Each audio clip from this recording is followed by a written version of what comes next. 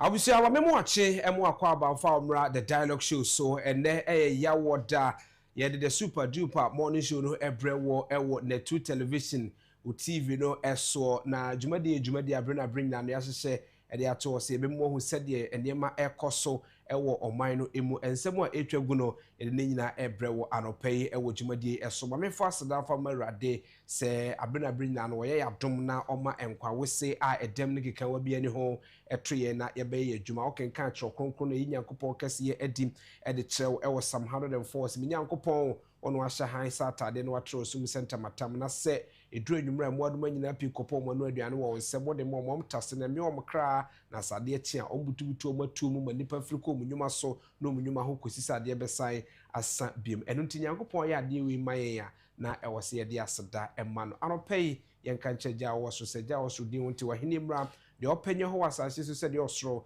Agyama me dada aduane fa me fom so fa chem se na me de che omo fom me fa me nko so hwem na yimi film sum na wona hene ni tumi ne munyam eye wo de da na gidifo nyina age so se ame enye ho na be ye ho nso e de amaya abusia me mo akwa ababiem e do aba net 2 television eso dialogue show so eni medin e de kwame abo akuda nkwamo abeti afra me e komodo I am your host with the most I am your moderator free sabre kosi se no nkron ebebo apa ho sima no aduane me de dialogue show e na ebrewo segment ahodo ene wo maropai ye de wiem sakrem sam no ebebrewo donhwe aduane na ya edi enimu eno achi nso no na fe ye de sports kakra ho nso e de abro na asante ebo a e de the tidbit around the world of sports ebeba eno achi na fe CJ Winters ed entertainment kakra mu so abeka ho interviews and more e wo ho ye de nyina no ebebrew ene anopai newspaper review e wo the major news making headlines in the various newspapers de nyina no ye de bebrew e wo jumadi eso ene eye wiase da nyina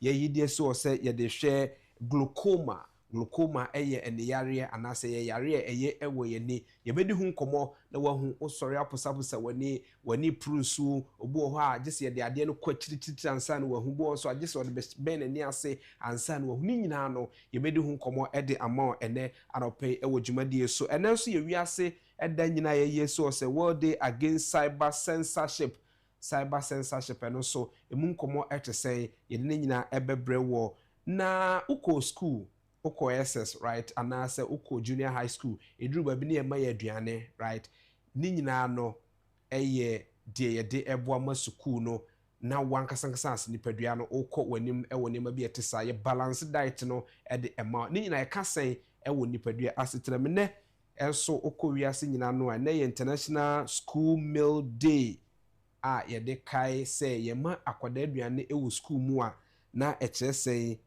so healthy eating of a child sa akwada ne bedidi kama na watimi asuade ni nyina no ye enkomo ha ewo mu ewo ene dwumadi eso alongside say unum say freight forwarders for ena ene ye de Harbours Authority for eden kra komom say omumi omabosu misanse niema bo ebe ye de omukra niema na ebeba omayimu a ebe chansa na ba flight boy de beko abrochire ebo be de because of intokwa AC ewo the Middle East no enum nkomo ho fu obo enso epija ekosoro eneyi ejina be 17 cedis per liter eno so mu nkomo etese ntano pay dwumadie no ye very very packed action e wo so ep pa yenko na fe yenkoje the pledge no emra isanse emra ni ho emma dasane ene anope wo dwumadie eso by the power vested in me as a moderator I duly declare say the pledge.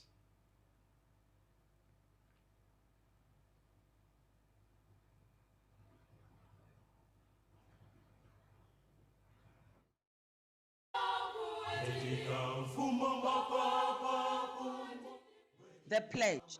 I promise on my honor to be faithful and loyal to Ghana, my motherland. I pledge myself to the service of Ghana with all my strength and with all my heart.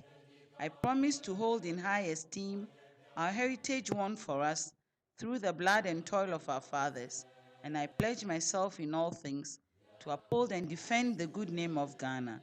So help me God.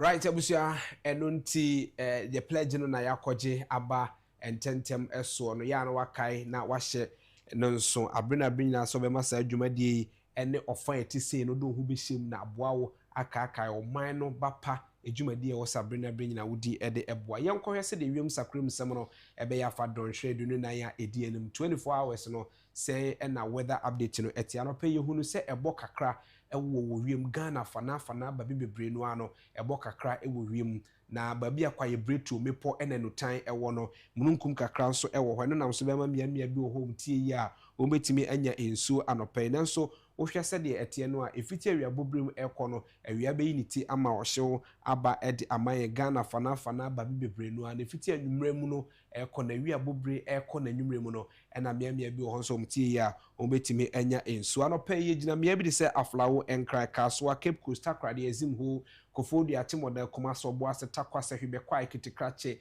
kintampo gos so nyane ena tachimane ne mpotem mu na mununkum kakra ene ebo ewo wiem na mununkum ewo wiem no ejira ohamo abopen aduanan ekosi na aduesia eso 40 to 60% ene oho ya ho hye no anopai susupro no so no ejina free 22 ekosi 24 degrees Celsius ene anopai na awiabobrem na awiabe ni ti ede amaye se awiani ti pegya ne mu a omo wo kofodua ena afensu no takwati ye a ometime nya nsuo awiabobrem no ejina homo bopen aduasa 30% ena beche so ometime enya ensuo awiabobrem no ahoshe ne bepegya obra awia no so apegya no afri anopai susupro no ejina 22 ekosi 25 degrees Celsius no eba begina 32 ena akosro kra no 35 degrees Celsius efiti awiabobrem ekwanwumre mu no ahoshe no so beti kakra ede amaye braebo abesanka wiem se wo ho ene ne potem a obetimi anya ensuo sanso ena takwase hwebekwa akitikrache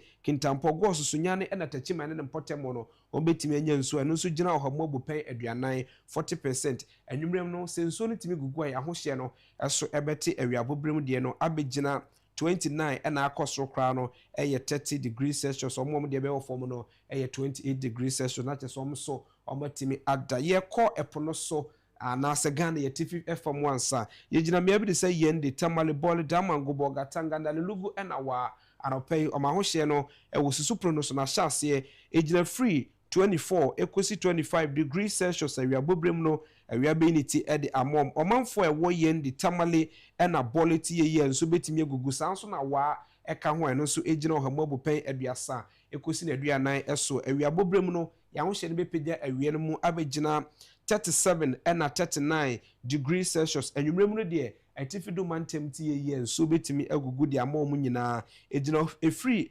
abupen no aduasa ekosi na aduanan 30 to 40% ena kyerese enso ebetimi agugu ede amom anwumre mu no omahoshe no so bete aba abegina 22 ena 33 degrees Celsius epono so eya basabasa kakra de ma afarefo no nti omo manemre sekrodom na afi omo penamre kakra emfa emra na yehu se de nema yenko na fei yenkoje de friend se motivation na yemra sima kitwa bi edi emra afi agukansi emra ntie no emra meje adwa na omo mesomye awagudie ekwa so ye motivation ne anopei ene say your motivation nyina no ene say the pain you feel today will be the strength you feel tomorrow.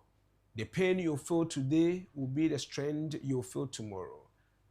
Yawa wo famu enne o hawa wo famu enne atete a wo famu enne no sa atete ne ba beye wa hoden sa atete no ba beye wa hoden ochina no basically say ochina ye na de tie ye because e bi o hawo no asoche na ebo enema ekọ editia enti wo fa oye mu wo fa atete mu e bia wa bie business bia adwuma bia wa bie no enema nkoso ye mfa ma na okwa ye nidwa mfa ma bia enema nkoso sa hoden no ne yaw na wo fa mu no na sa atete na wo fa mu no ba ba ye wa hoden wo kira. That is the reason why ya yesi ye kwotena bo ho timi because me kwotena nipa so masinchen me kwotena papa so masinchen me kwotena maame so masinchen de me famu ne bu okwa enenu akase sa na ye dwen se na wo tete ye sa na ya na ye ka so ya na ye dwen se na o tete ye yakoda ntini yesusu se o hai batenne sa de odi ye famu ni nyina na man na no aya dance di. So what the production team is telling you today they say the pain you feel today will be your strength tomorrow. Yawa ofamu eneno ɛbɛyɛ wahoɔden ɔkyena nyankopɔn ɛmmoa yɛ n'asɛm wɔ yɛmfa ntu yɛbra na ne ma nyinaa so ɛnkɔ so yɛmedin ɛde Kwame Aboakuda nkwamoa obɛtia frɛ me Commodore your host with the most agudie mmeranteɛ no ɛba bɛgye adwa no afei ɔma bɛsom yɛn ɛwɔ agudie kwan so ɛsiane sɛ all work and no play makes Jack a dull boy on the 2 television the dialogue show na asante ɛboa takes on your TV.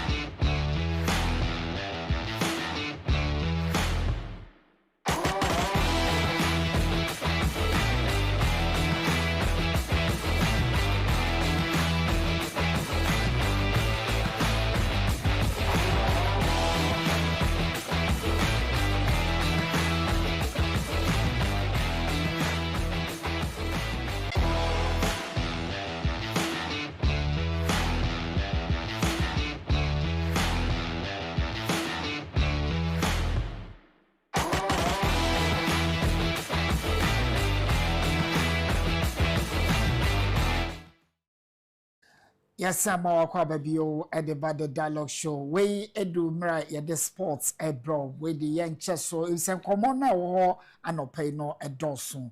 Any Mr. Jordan Ayew, a captain of the national team. Wakasa also confidence say national team no World Cup here bekoi ya babo ya homodin e wujumedi bi aye kodi a World Cup no.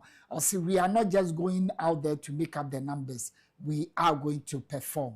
Jordan Ayew and a lady charges no America 2026 World Cup. Say the World Cup no akas less than 100 days now World Cup no do sunti obia ekasa John Pentil assistant coach at the Blaster no or so aka say our confidence say team no will perform very very well our World Cup a year beko a year 2026 yeah kasa no na your opponent and so was group L Panama coach your friend Thomas Christiansen ayo ubia wa guide Panama to their second ever World Cup appearance on Mobile 2026 USA, Mexico, Canada.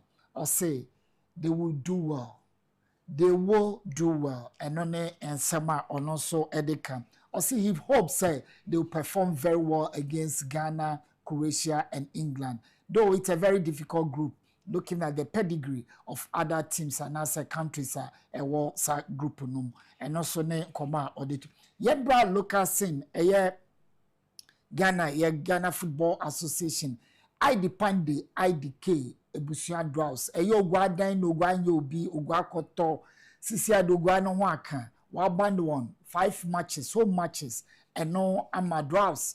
And so etiki stringent and also strict measures kept in hooliganism omo home venue and a support about they be or attack officials and no Amadraws abandon sempacho basic pack mobile 5 matches ban a bit affect you papa because more crucial stage are almost any a year Gold Stars and I say Ashgood previously Ashgood and April some qualify from Zone 1 of the Division 1 league. Hoho United, yeah, Hoho United and so omo waka. Yabandi omo ewo omo venue.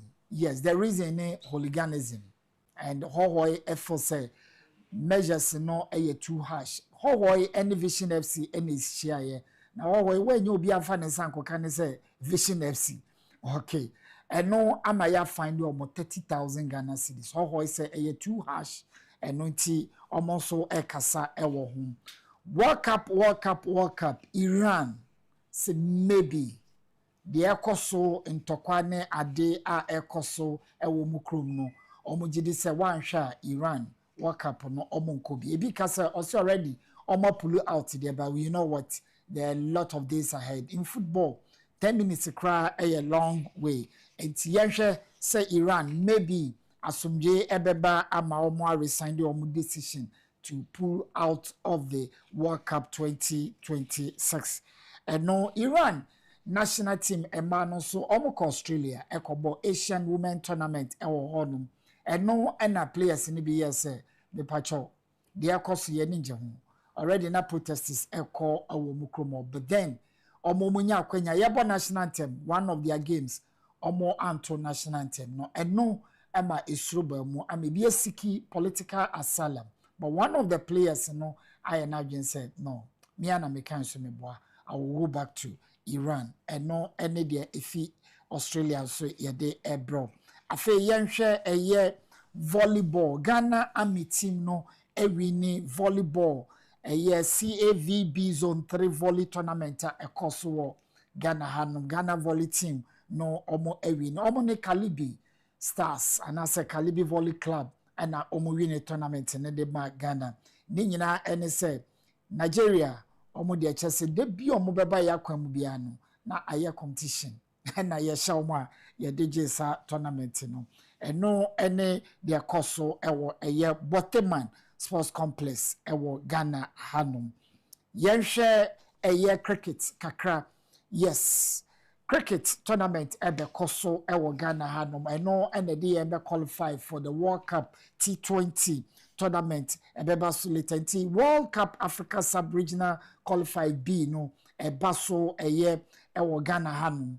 Yes, na teams akọ eba competition no eye 6 teams Ghana, Tanzania, Eswatini, Malawi, St. Helena, and Seychelles, and 2 teams never qualify for the qualify proper Africa now with the secure 2028 international cricket T20 men's competition bebaso later. Yensha Champions League and who say Monday proper for Benabao. Yes. Bayer Leverkusen 1, Arsenal 1. Bodo. This is something that we need to discuss, especially your part of the world. Bodo, the stadium capacity in 10,000, just like Como and Italy. But if you look at Niama Omoye or nowhere, we will discuss it. Why Norway Sports is striving. Just a little. Ewo Norway no. Population here near fan say 1,000, a moon 900. At the age of 25, you take part in any form of sporting activity. Yes, that's how Norway, small country, and so about Winter Olympics, almost winning medals in same country, not even mighty Russia, Canada, or USA. Norway. Any lesson from that? You can watch some later. Bodo 3, Sporting CP 0. Paris Saint-Germain 5. I repeat 5. We say election results in America. And I work say a finger of God. No, we are Paris Saint-Germain 5. Chelsea 2. Yes, finger of God. Yes, I never near G. Then the best of and watching. Anyway, Real Madrid 3, Man City 0. And the Europa matches Sebecoso, Bologna ne Roma, where Italian affair. Lille and Aston Villa, Panathinaikos ne Betis, Stuttgart, FC Porto, Celta Vigo ne Lyon, Jeng ene Freiburg na Nottingham Forest ene Midtjylland enso behia ewo honum. Now, yekono yefa basketball results are about so anopei emam. New Orleans Pelicans 1-2 against Raptors 1-1. Utah Jazz 117 points against Knicks 134. Nuggets score 129 na Houston Rockets score 93. Sacramento 109 against Hornets 117. And at the big win were the Clippers 153 points against Timberwolves 128 points. Aha, and this person is see now the only virgin in the house, CJ Winters, Abba at the entertainment news at the abroad. Stay tuned. We'll be right back after this break.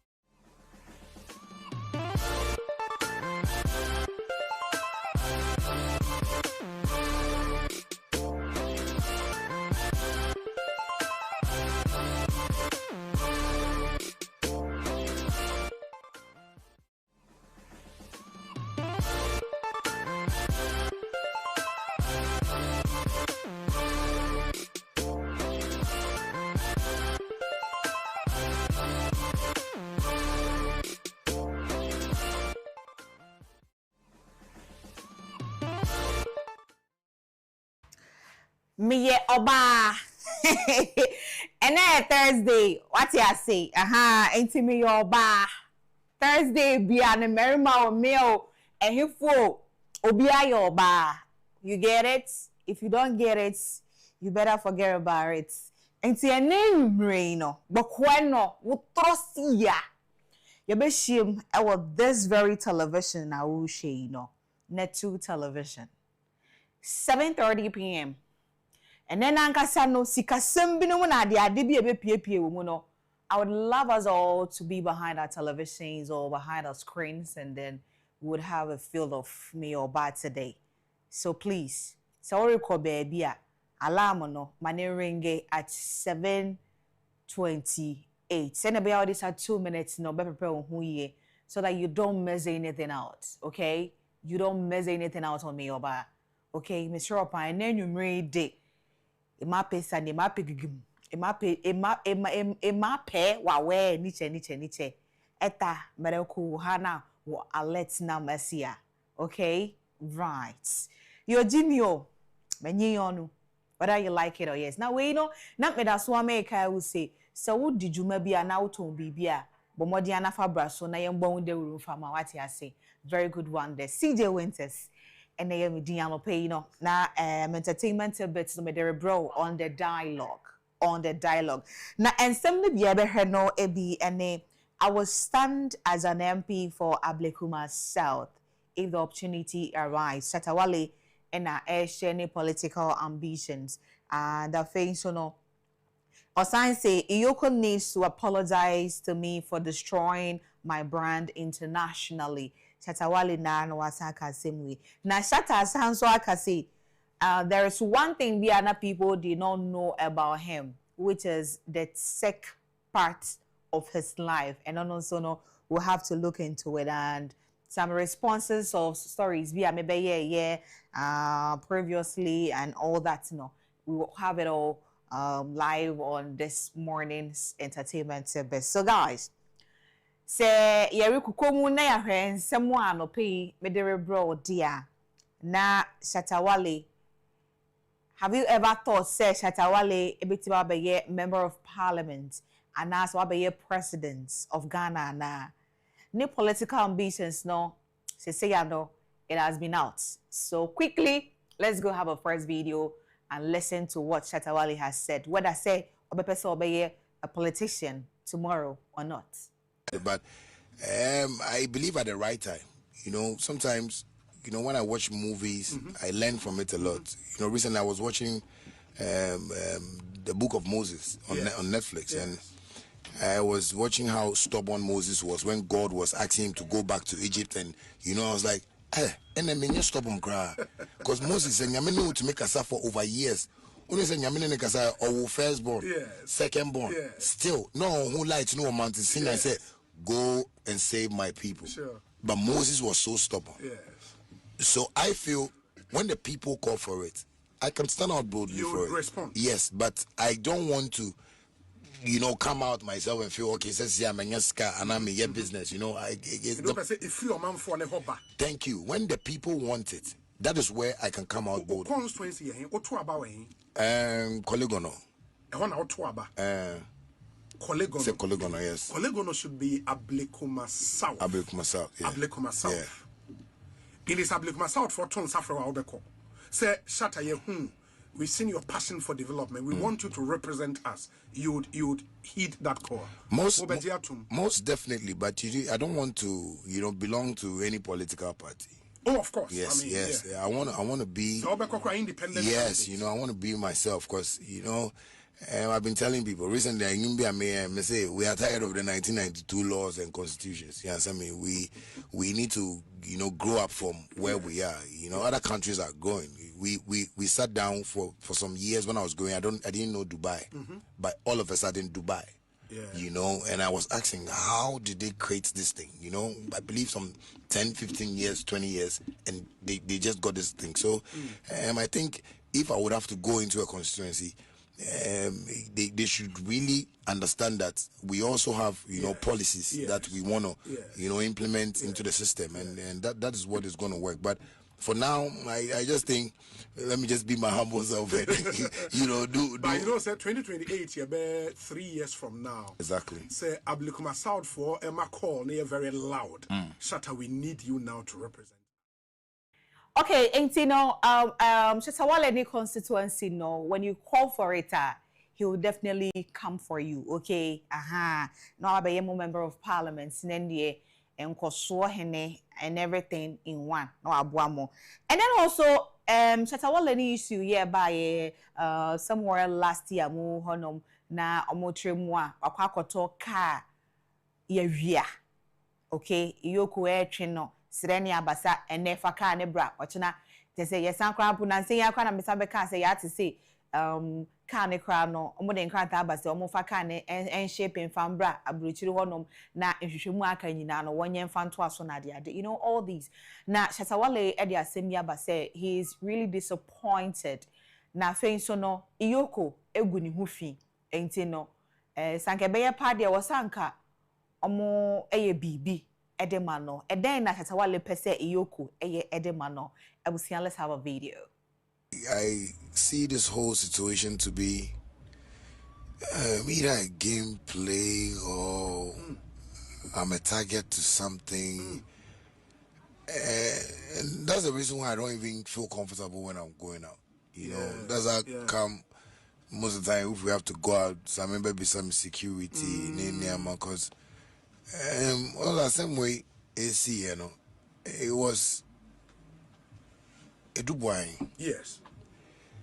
Who is a state official? Yes. And I know Yoko deals with state, you know, issues. But they're coming to me with, oh, Dubai has some cars with me and they want to check and they came to my house and they saw, you know, there were no cars. It was just a Lamborghini. And later the story changed from A to B, you know. I'm a Srunipa. Yeah, like, you know, and that's how come sometimes I want to live in my world. Like everything I'm doing, what I'm thinking is shatter movement, you know, because shatter movement is a godly world. Me person building my name fans, you know, because I don't believe in lies. Because when you come with A, yes, and the next issue is NOB America and a process of crime, I go like, oh, but Shatta is a very like loyal and patriotic citizen. If you come to me and told me, Shatta, your car, I think he has a problem in America. They've been looking for it. So, you know what? Sign these papers. Let's send the car back and we'll see what we can do. Maybe, you know, His Excellency likes you too. We can... Okay, so it did all that Lamborghini issue, you know, it wasn't how we heard it. And Shatawale would want Iyoko to apologize to him. And yes, was sending him up, and I think say, na MP na nkasa say sasembonisia said ye to me tuno. Se papa ne kra de achiri ba kra na entumi ntu nkodu biaya bonene di kan kodu no. And see, my thing say in life, no, the ebe bia na yetu na monga. Enko yes say, obeka asem ne yana so obeye die wias na wo say asem ne kwa asem ne enye no kwari o. Ebe yes no na wasay nipa na egu nani masi akwakodu achire deda. Na ensem fufuru mu no. We are still on Shatta Wale. Now, we only know the music side of him and let's see a business side of Shatta Wale. But a tech side of Shatta Wale, no, did you know? You didn't, right? Okay, so Shatta Wale has a tech background, Bia. He would love to share with us all. So let's go on the screen and have a watch. Grew up from, you know, a tech background from when I was a child, you know. So I'm Roberts, now BBB, you know. I remember when I was about 9 years, I wrote a whole book, you know, for a security gadget. You know, and I showed it to my dad. Oh, you did? Yeah, you know, and that book is still with my dad, though. Security gadget? Yes, you know, just for, you know, safety and because I was in school that time, my dad was like mainly school, now, you know, I further. So growing up, you know, computers, you know, I started fixing my dad's PCs and, you know, me documents, do letterheads. You know, my dad was, you know, those times he was working with, you know, the NDC. Oh, okay. You know, J.J. Rollins, the late J.J. Rollins, may so rest in peace. And Honorable First Lady, Agyapong. Oh, okay. So I used to do like complimentary cards. For at that age? Yeah, at that age, you know, that time then I was like 14, 15. So I used to do complimentary cards for Buhoxin, you know, he had friends like P.V. Obemu, you know, these are like my dad's friends. So, but this is now, okay. I check, you know, that's what my young. I mean, is that you had a computer at that time? Yes, you know, that was when computers started coming up. And my dad even didn't know how to use the computer, so I was always showing him. He again to say, "Where a printer, where the essay." So, you know, I had this printing press in Adabaka that I always go there. You know, they do the templates for me, and you know, so it's been in me for long. So me, you know, I discover music, you know, and it gave me more interest. So I started, you know, producing, you know, the computer. I know they should be me finding out near my be. So I was there one time, and my partner be a minute me real estate. You know, offer me catch him say.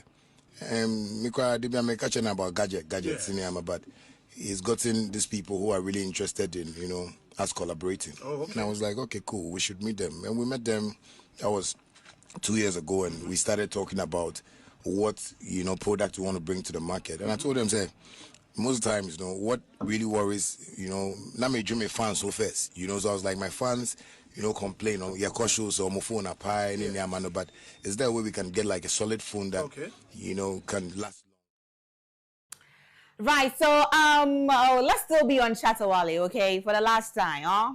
Right.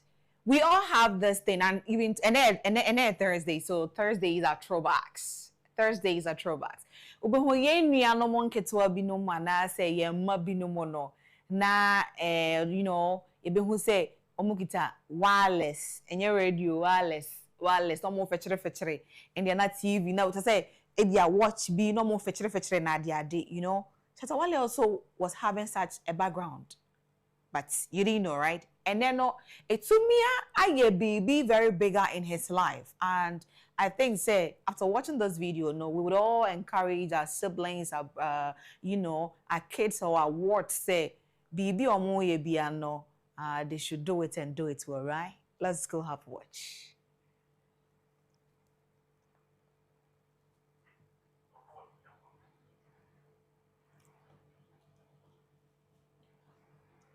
You know, some say Titino, say I'm Roberts, now be a BBB. You know, I remember when I was about 9 years, I wrote a whole book, you know, for a security gadget.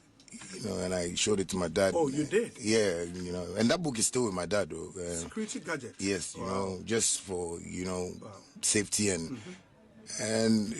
because I was in school that time, my dad was like mainly school, and you know, I further. So growing up, you know, computers, you know, I started fixing my dad's PCs and, you know, me documents, do letterheads. You know, my dad was, you know, those times I was working with, you know, the NDC. Oh, okay. You know, J.J. Rollins, the late J.J. Rollins, may so rest in peace. And, Honorable First Lady, Agyapong. Oh, okay. So I used to do like complimentary cards. For at that age? Yeah, at that age, you know, that time then I was like 14, 15. So I used to do complimentary cards for Webu Hoxton, you know, he had friends like P.V. Obemu, you know, these are like my dad's friends. So, but this is now, okay. I check, you know, that's what my young. I mean, is that you had a computer at that time? Yes, you know, that was when computers started coming up. And my dad even didn't know how to use the computer, so I was always showing him.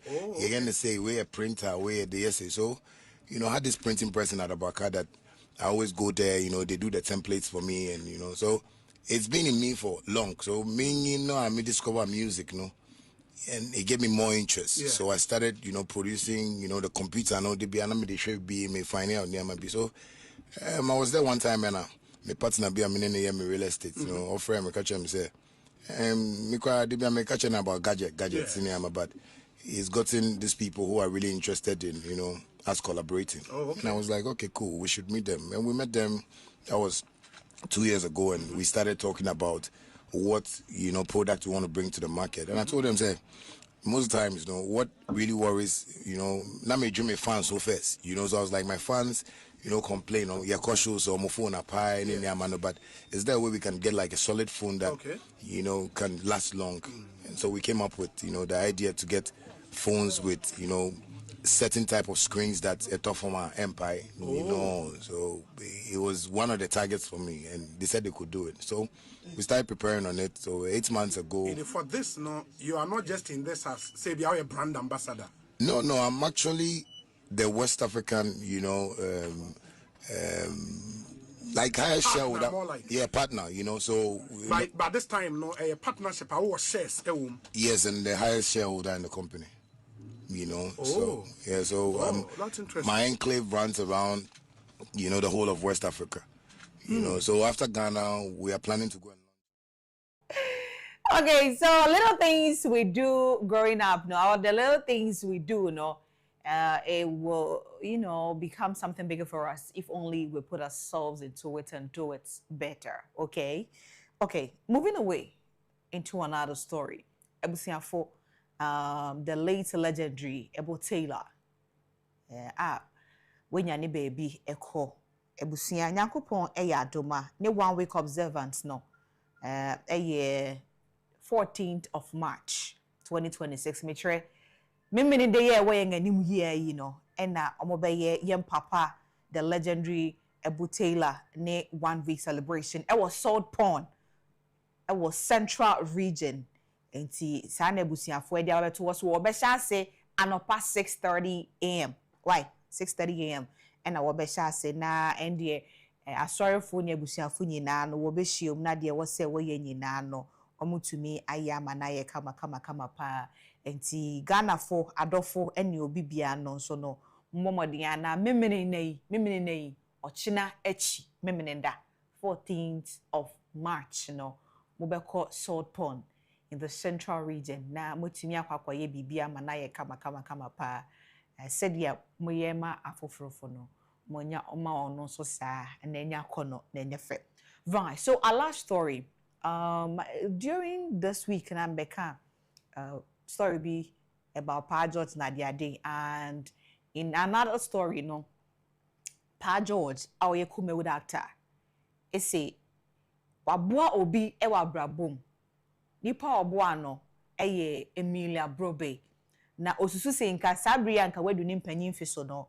Bibi ni anka Emilia betumi asoso na sen kakra koso no so Felice.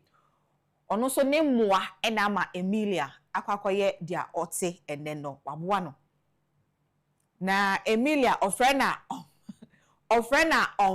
ofrena say bi anka no ko fie ogbomobai, but you know ofrena onfa. Let's go have a look at that video. Though when we come back, then we look into the response from Emilia. So say asemo kana ye no kware anasi enye no kware. Until let's have the video. Kwa unipa ba kwa mi chini no.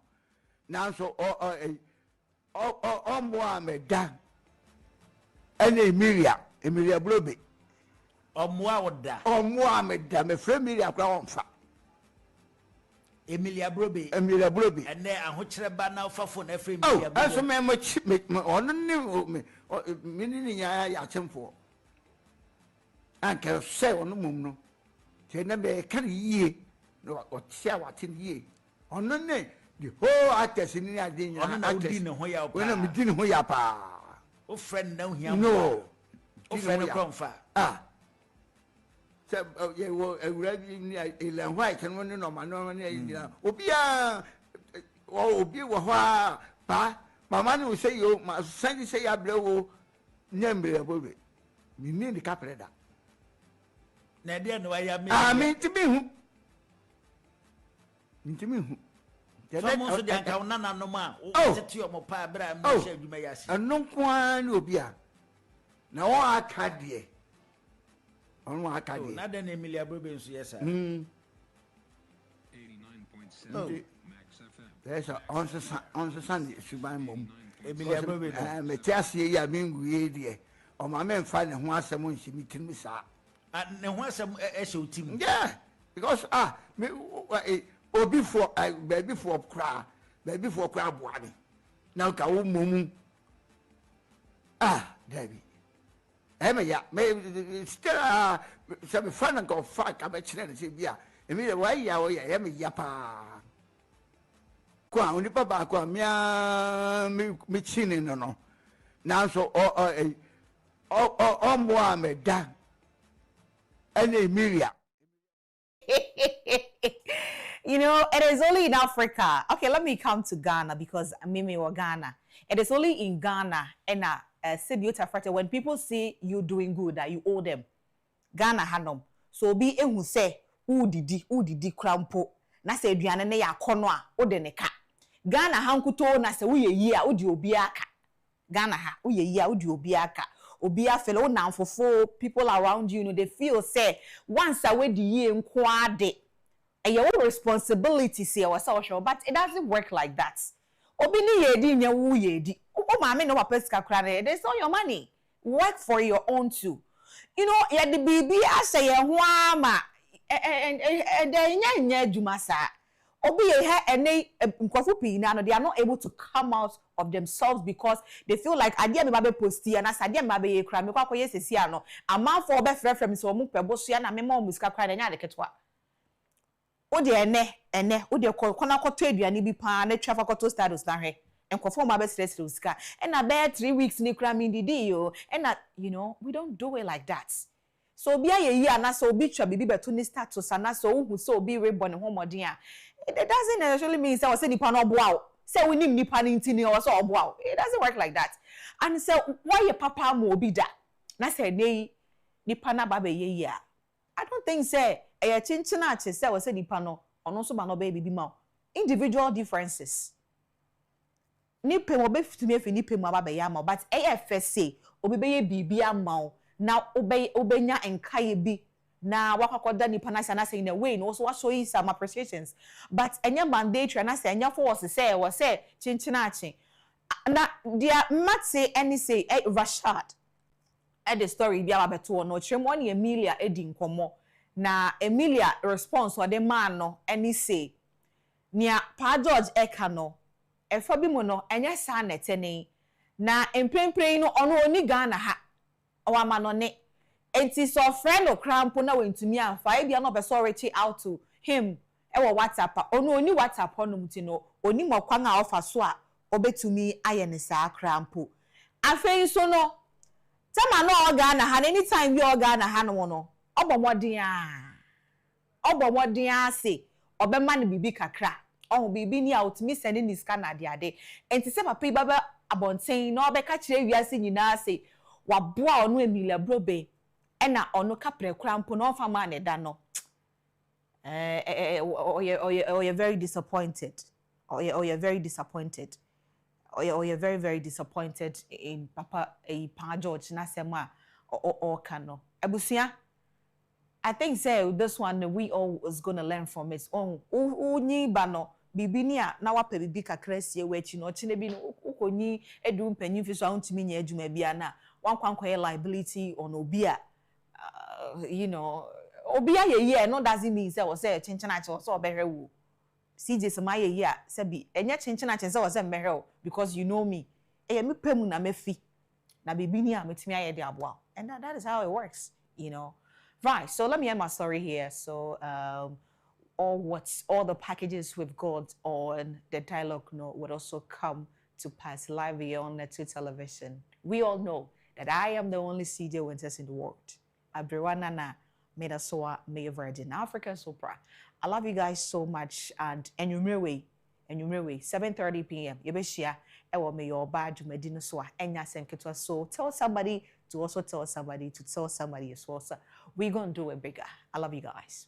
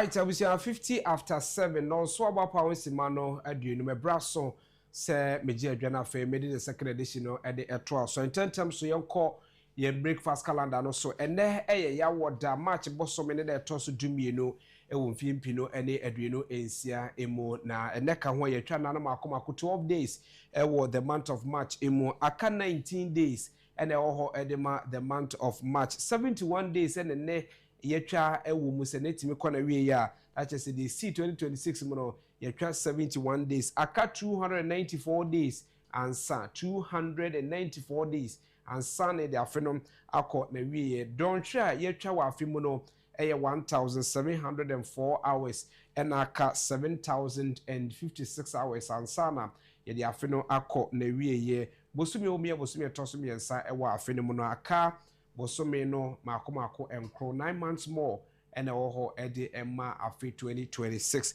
na wotwe wumi na wotwe tosome no ewa afi bosome no emu enti aka na wotwe miensa and still oho ede emma the month of March and sana ye de akọ na wiye enne de tosome no de toso 9 ewo na wotwe tosome no emu akada kro which is ochena and sana na wotwe tosome no akọ na wiye ene udu awoda me fa kwanya we so any production team nyina I wish you happy glorious birthday enko enfama se wudu awoda no yenkai honorable Henry Korte.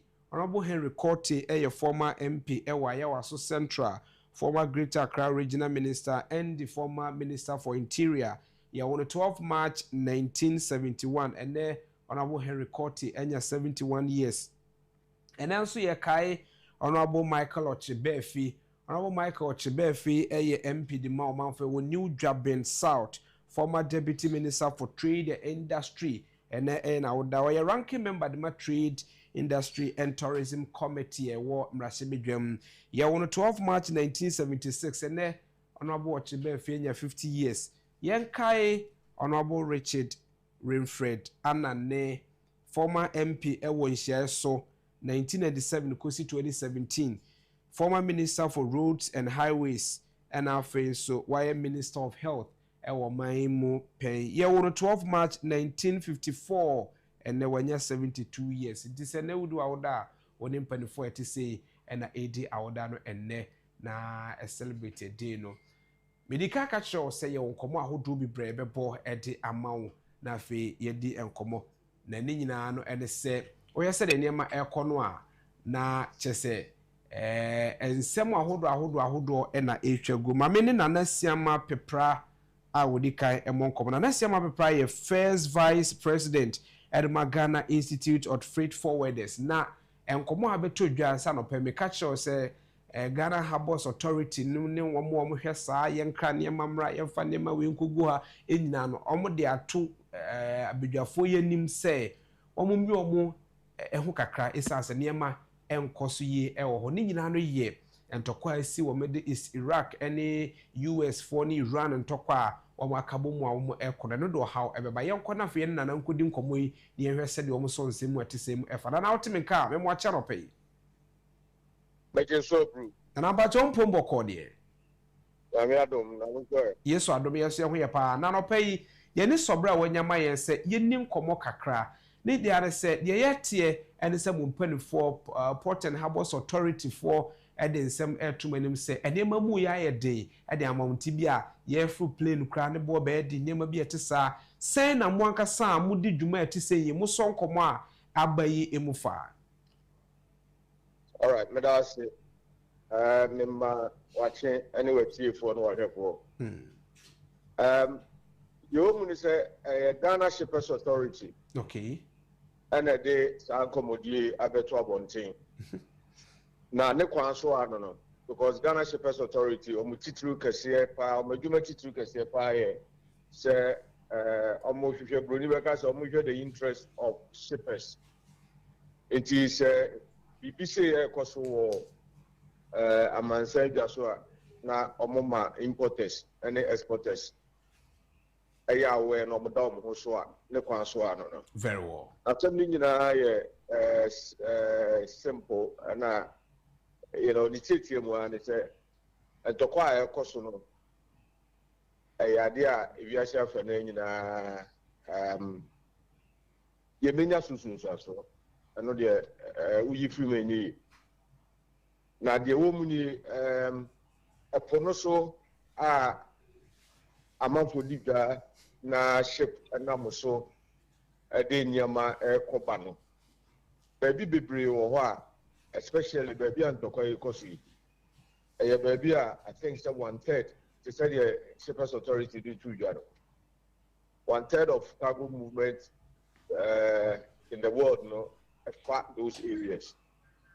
Chebasa dia no I say who say enyama ebesesa.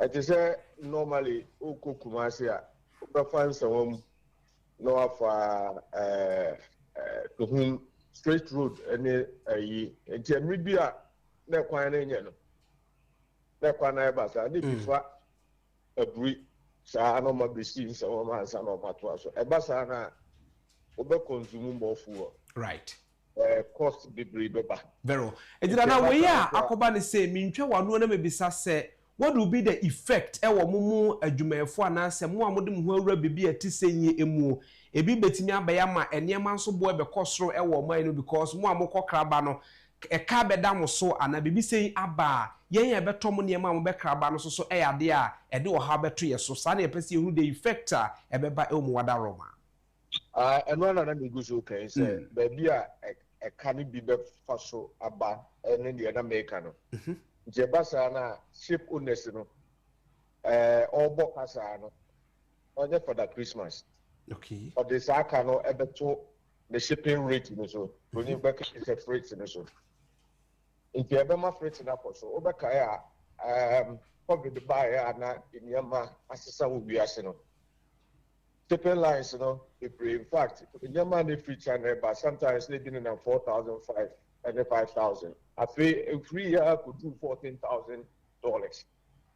Enti asusun so ni binie shipping lines a cost no be cost so definitely important so on fanche the better to ni amaso very well that me no mi no na yakoto very well ye wo asusun so no ye wa ban hihye bi ye wa ban hihye bi amepa we nka ho right e ba ne san so a obi wo ho a na ho den wo form kakra e bia wo shipping container ba ko bi enu yensa bi shipping rate in the cost of Cassia. I feel we are shipping near my bed 10 containers, or better swap a bed 6 and 8 because of scarcity. It's in England, so come home, a 84, I want the swat. Now, my customer now or the 10 containers, the balance is or the 6 never. Menso, Majuma, the Yamano, a swat. Very well. A bad affecting. When you back say it has a ripple effect on so many things. Right. And I near the person who sent a bayer, a bebo Ghana for my near, the Jomo Babatonia man near me a costra, or man cobo, so bobby. Never be say, or buying she be, I bet me up was some more ye be a Tessano, yes, subsidizing near Madame Mamoa, and or more she be a Tessa, and a be saying ni ho. Say, yeah, some more.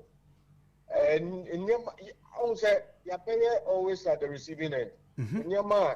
A cost war a man a hit you as here. Now, yes, so I saw a minute. It's a bunch of say, war, near my be say, oh dear. Media, my dream, dear, name so bit me, I had the why I say. Exchange rate or the working duty. Or per figure beer at the form my importers are. Now, or captain duty now, exchange rate no there, no. Now, apart from there, say, a mad duty side, no so. Right. We say, Bunny say, I find so in your revenue. Obey, and also another thing. Very well. Very well. And I'm going to say, I'll pay any sobra when you're my yadisam come with be tree. I just saw a muncomo to see more.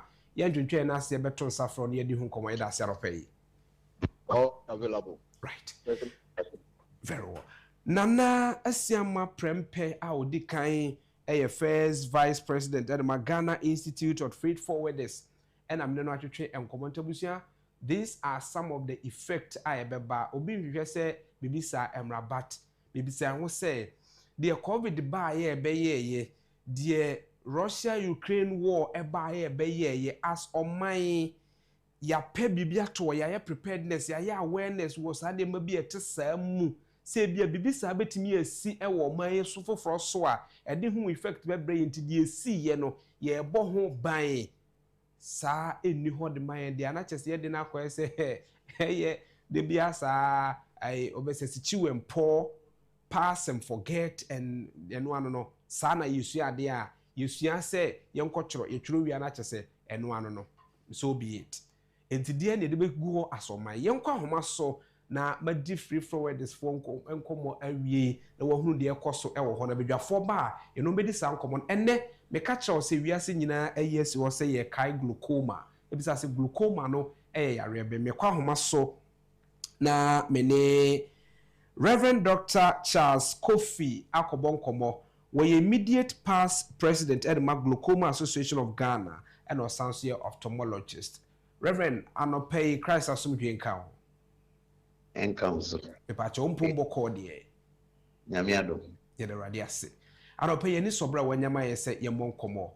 Ye dim coma for glaucoma ehon. Ubi a nene da wotie ya watim komo bi atise ye. E dear your friend say glaucoma. Yeah. first no madam was in Korea moye any program no yeah the must say mo boy na ya bo they ro efa glaucoma. That's right. They say glaucoma no any area eba nipa ho ma etimema nipa ni fra e fra ma wani no enye wo ya enye wo hwe na wuti wa na wo se wani no akọ off na nea ewo ma ne se saa yare no ema pressure ba wani no so na pressure no ese ntine na every wani so ekọ wa twene ma ntine na sai pe enye wani ase ena se eba wo so a enye ya enkika ntina very important say ubia betie glaucoma wasem. Right. Deɛ na de ba wadaroma. Glaucoma no ye de wonipa. Ye hereditary. Na ye de wonipa so na ye wo nyini na epie. Se epie a se na me kan no enye ya enkeka. Obehu ana we ade unu na call off. Na time na obehu se glaucoma ema wani friend na sa time na ayelate. And the primary cause is hereditary. Sometimes also say obimu omu prawo omani so bibi bo omani so sometimes omu tumenya glaucoma and a friend secondary glaucoma. Right. And ebimu so wo a nrobi wo a omu use no da bia a friend steroid eye drops omu use no anyhow and also a chair etimima glaucoma ba wani so and also a secondary glaucoma. Right. And the primary glaucoma, yeah, the wunipa. Very well. Ye won ho aduro asoman ne wiase nyina no ye wo hu nro a ye de sa efri ye so. Glaucoma no yensa yare no. Obrofo beka say it is treatable but not curable. Okay. It mean manage no. The glaucoma wo ho a nro wo ho a ye betimi ama wo. Ebema weni pressure no beba fo. Na ne ewo man say baedro no we use sa kopim eda nyame befrew. Okay. If we use to say malaria dro na onum na won pe na ene na wacha debi ade ma glaucoma na pressure no ba wari no so ni say when no any bibi wo ho your friend ciliary body produce so no na ma eni no duane na nso no efa baby na epi eba ti se ne yesu moja wo ye body mu efa mum na akọ body na sa abanu sa circulation na obi wo ho ase glaucoma ba ho a ene baby a nso ne fa pi na o start say si horse no na start say cost. Right. Na se ne awani no produce nso ne de bia say ebe ma wani aduane ese usu say yes glaucoma wo ho a ese de bia we use so edro because any no so produce nso ne say wani no edidi enti na dey diagnose with glaucoma treatment no for a lifetime. Yeah, how they don't be good na pressure na back. So long as how they don't be so pressure no work for me. Asem bien. Right. Na nyese how they don't be good na pressure na back for me one spare na wajai. There be. Is still no won't go check up because obumo ho a it means that they will move with one treatment they draw back na don't know juma. But after some time they don't know any juma bien. In the ebanisa I say a draw of another class income. Also, I'm used to say a second one after some time, so I need to maybe. And say pressure cost be there in the ube here operation. Glaucoma get me operation. Operation in the area and say, you bear to grow and you so then you bear and come soon a bema pressure no apostle a be function a Right. Yes, glaucoma na say ye bibi ete sa no a coste. Nipa ana aban no wo hyehyede bi a ode efa ho de eboa omo sa yare ate seye na se bi ni ho nso ade na akoye mo ha mo amoye association a mudi sa adwuma na efa todwane emfa ye nkomo nsi wadaroma yo glaucoma no unfortunately no as aban boaso na mo no endorse endorse kakra ka be the woman so na glaucoma de wo ho a ubeto edro sa akopim da nyambe frɛ edro no so no body edro bi wo a edro mi no a o use ma glaucoma it make us 300 Ghana cedis no cost me cost 500 and and the fund say who use 300 cedis every month for winning one who bet me calculation it here. And in the extra say abambe wine na glaucoma drone tax ne was and that duty ne was yen yisu kaka na yen free so ten be a drone be less expensive na nkofo etimi ato at the same time no so ndroa etimi ye glaucoma ho atuma papa no yes say aban beboa na area 2 national health insurance so say ne be ya obi abetimi anya bi esa ebema what akofo. Very well. Reverend Mamena Sia no pay no acha Dr. Desi and Dr. Benis no amaye na yetimi akon abi afit say ye bedi nkomo na wa hia di aban enso aso ba de be gi nkonwa na fi ahya da bo ho nkomo weda sia ro pay as a dead new thing me so me das papa me ne Reverend Dr. Charles Kofi ne bo nkomo yi na wa immediate past president of Ghana Glaucoma Association of Ghana na oy ophthalmologist na me no di nkomo fa yeni ehuntabusua enne yiwi ase da nyina yesi o se yenka yare bi ebu din ti se glaucoma no aya hwe ho so yi o se ye de wo na ba ko bia na mpese mbisa na no ne ye ka se wo ye oba no be ma na empamu na wo yire ho ye bia na wo ye toatoa so a etimma anya glaucoma da menya no bebisa no papa na fe ya hwe se ne be ye be hwe ho so yi e wo sa enkomo no de etete sa emu na fe ne man so atimi akosuye ede amaye ewo dwumadie no eso na ye behwe se ye besan akosi anse nkoma hodo ewo ho na okọ fuo so prices no a yatotutum fuo prices na akosuye ede amaye na ye hwe se de nkomo ebe kontiamcr mame nane me homra tel me dan me ho ba na fe ye hunu se de niema ekọ me ba sisi na fe de dwumadie no so aba abeto so na niema nyina so etimi akosuye ama ewo the dialogue show eso.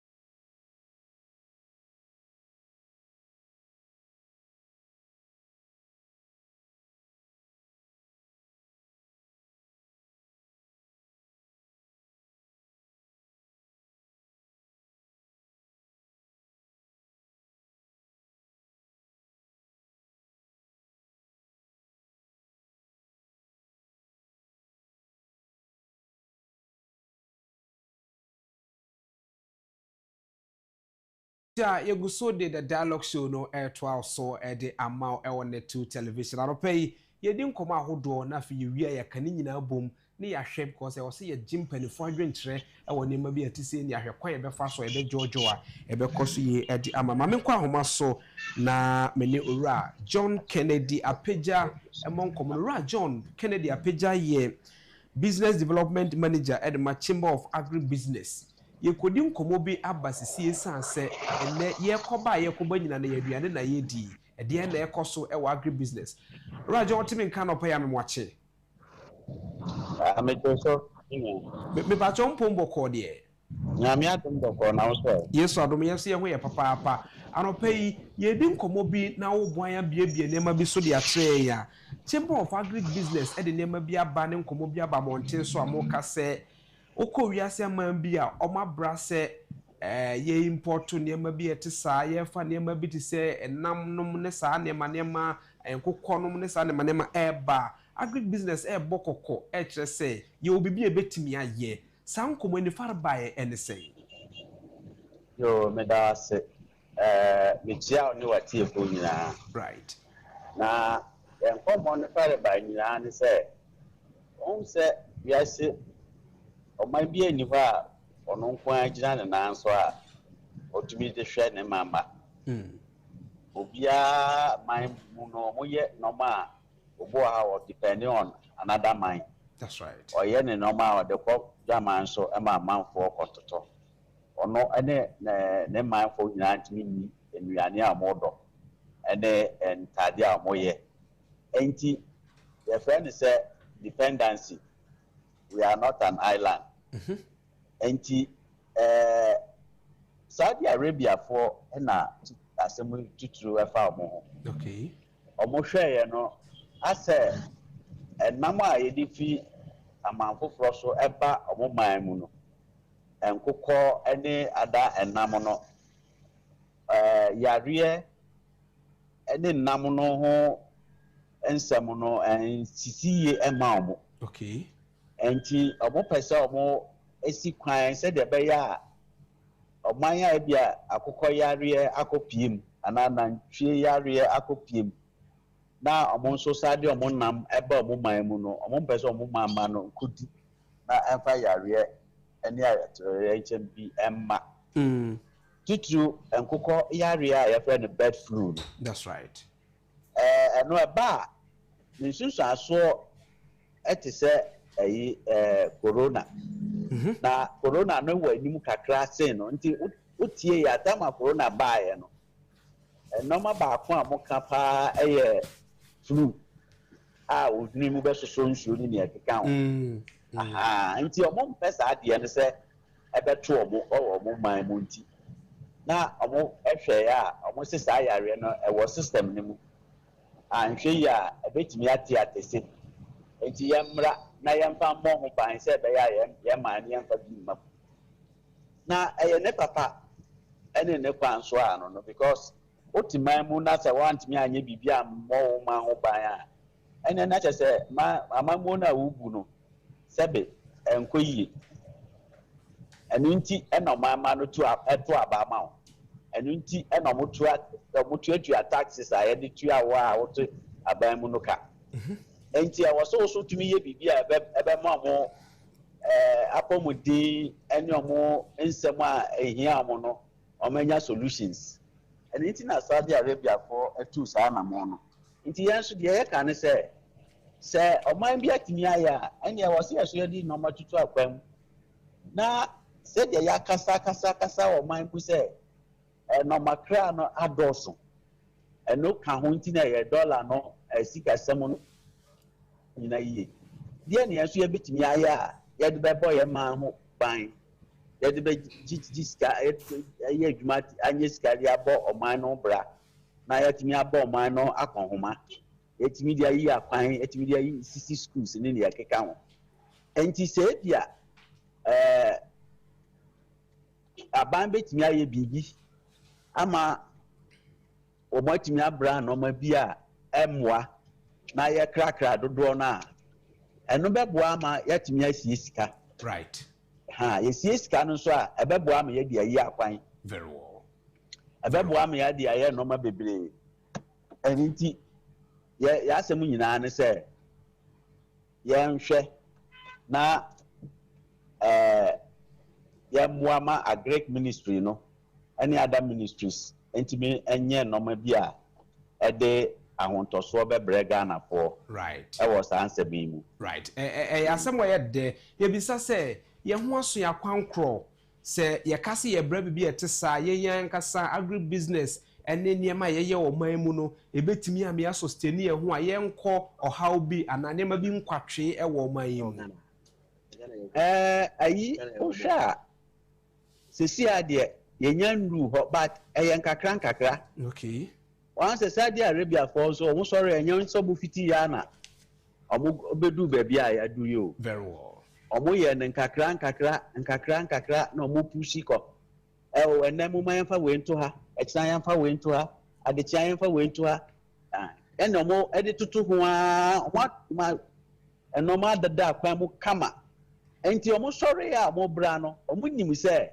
emfa ha bia mbre omo enti anya si efiti ya ne na ye kobra dabe yɛmfa nhyehyɛ nto akwan mu yɛka sɛ yɛnte committee bi yɛnyɛ nɔma bi yɛmfa mpanyinfo bi nsisi hɔ ɛntena ase na ɔmo nwi nɔma no ho na ɔmo mbie akwan mu na ɔmo nyɛ nhyehyɛ no yɛn start ne nkakra ɛndu afi yɛwie no yɛbɛtumi ayɛ nɔma bebree right wobɛkae a aban sɛ ɔde nkokɔ nketenkete ɛɛba nkokɔ nketenkete ne nhyehyɛ no akodu yi ɛdeɛ na ɛbɛfiri mu aba yɛmfa no sɛ afi ɛbɛkɔ awieɛ no yɛbɛtumi anyɛ nkokɔ a sɛbe yɛka sɛ Ghanafoɔ ɛbɛnya nkokɔ no a ɔmɛtumi anya bi awe a yɛnkɔkra bi anaasɛ ɛbɛkra koraa yɛnsa nkra no dodoɔ mu sɛdeɛ na yɛkra no that's right saa nɔma na ɛwɔ se yɛhwɛ sɛ bi a nkokɔ nketenkete no yɛ nkokɔ nam a yɛwe wɔ ha no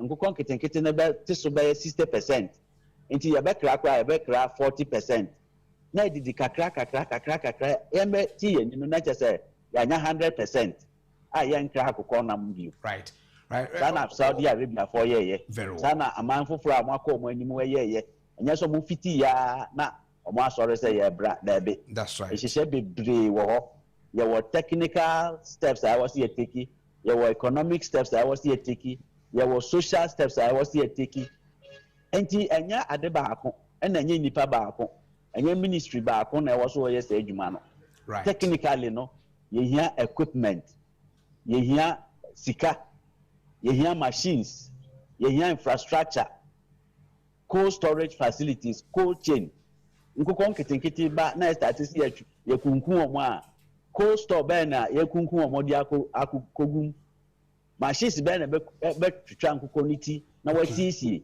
na yɛde akɔ yɛ package de akɔ saa nɔma ne nyinaa wɔ sɛ yɛ establish ɛnyɛ faako ɛnyɛ akra nko a akra deɛ yɛno afuo nso sometimes yɛyɛ kua adwuma no ɛwɔ akra nti cold chains no wɔ sɛ yɛkokɔ mmiamia bebree nti nkokɔ nketenkete yɛba bɛwie no yɛtwa ɔmo ti yɛsiesie yɛtutu ɔmo ho ne yɛsiesie ne package a ne yɛde kɔ baabi a ɛbɛn wɔ mo ɛnyɛ afei na ɔbɛtwa akokɔ ti ebi aba bɛkɔ twɛ ne ti wɔ winiba na waso afi winiba mfuturo yi mu saa gya bɛpie mu akra baabi that's right ora ma me na asem nim sɛ nkomo no yɛ de da kro bi ɛbɛhyɛ da to nsa frɛ wɔ na ya deliberate issues na conform cause eno ye kwan ye betun afa so abo ama industries no aye adwuma e wo man mo fa me na ase anopa yi me so me that pa abusi amene ora John Kennedy Apagya na ebo enkomo yi na ora John Kennedy Apagya business development manager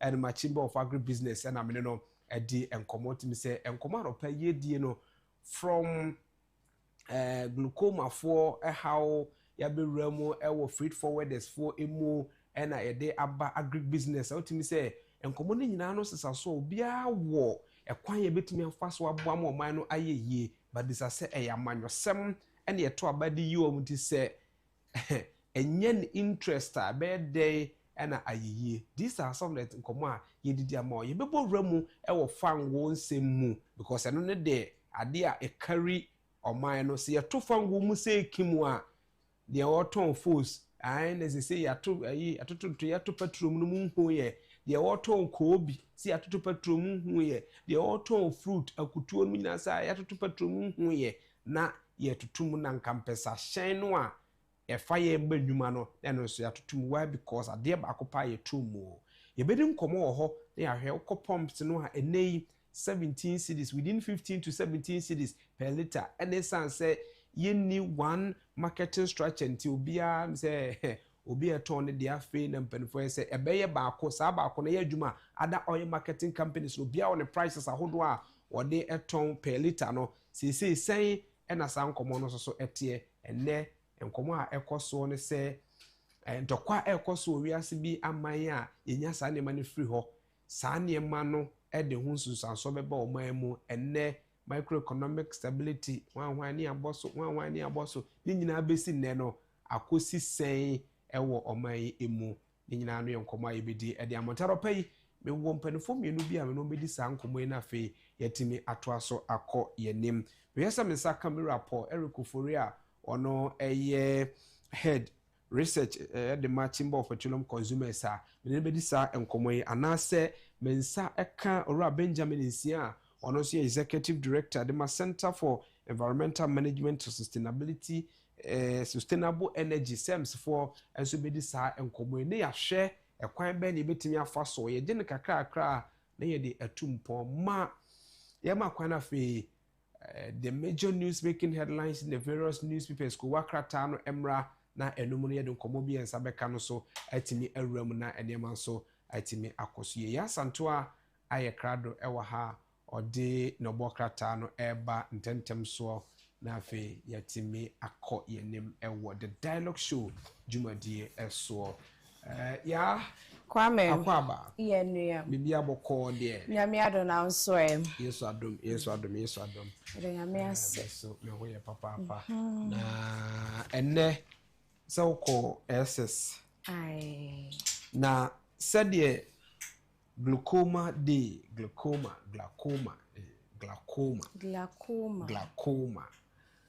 omo take advantage na omo eboa na yaye no unum se na ye World Day Against Cyber Censorship.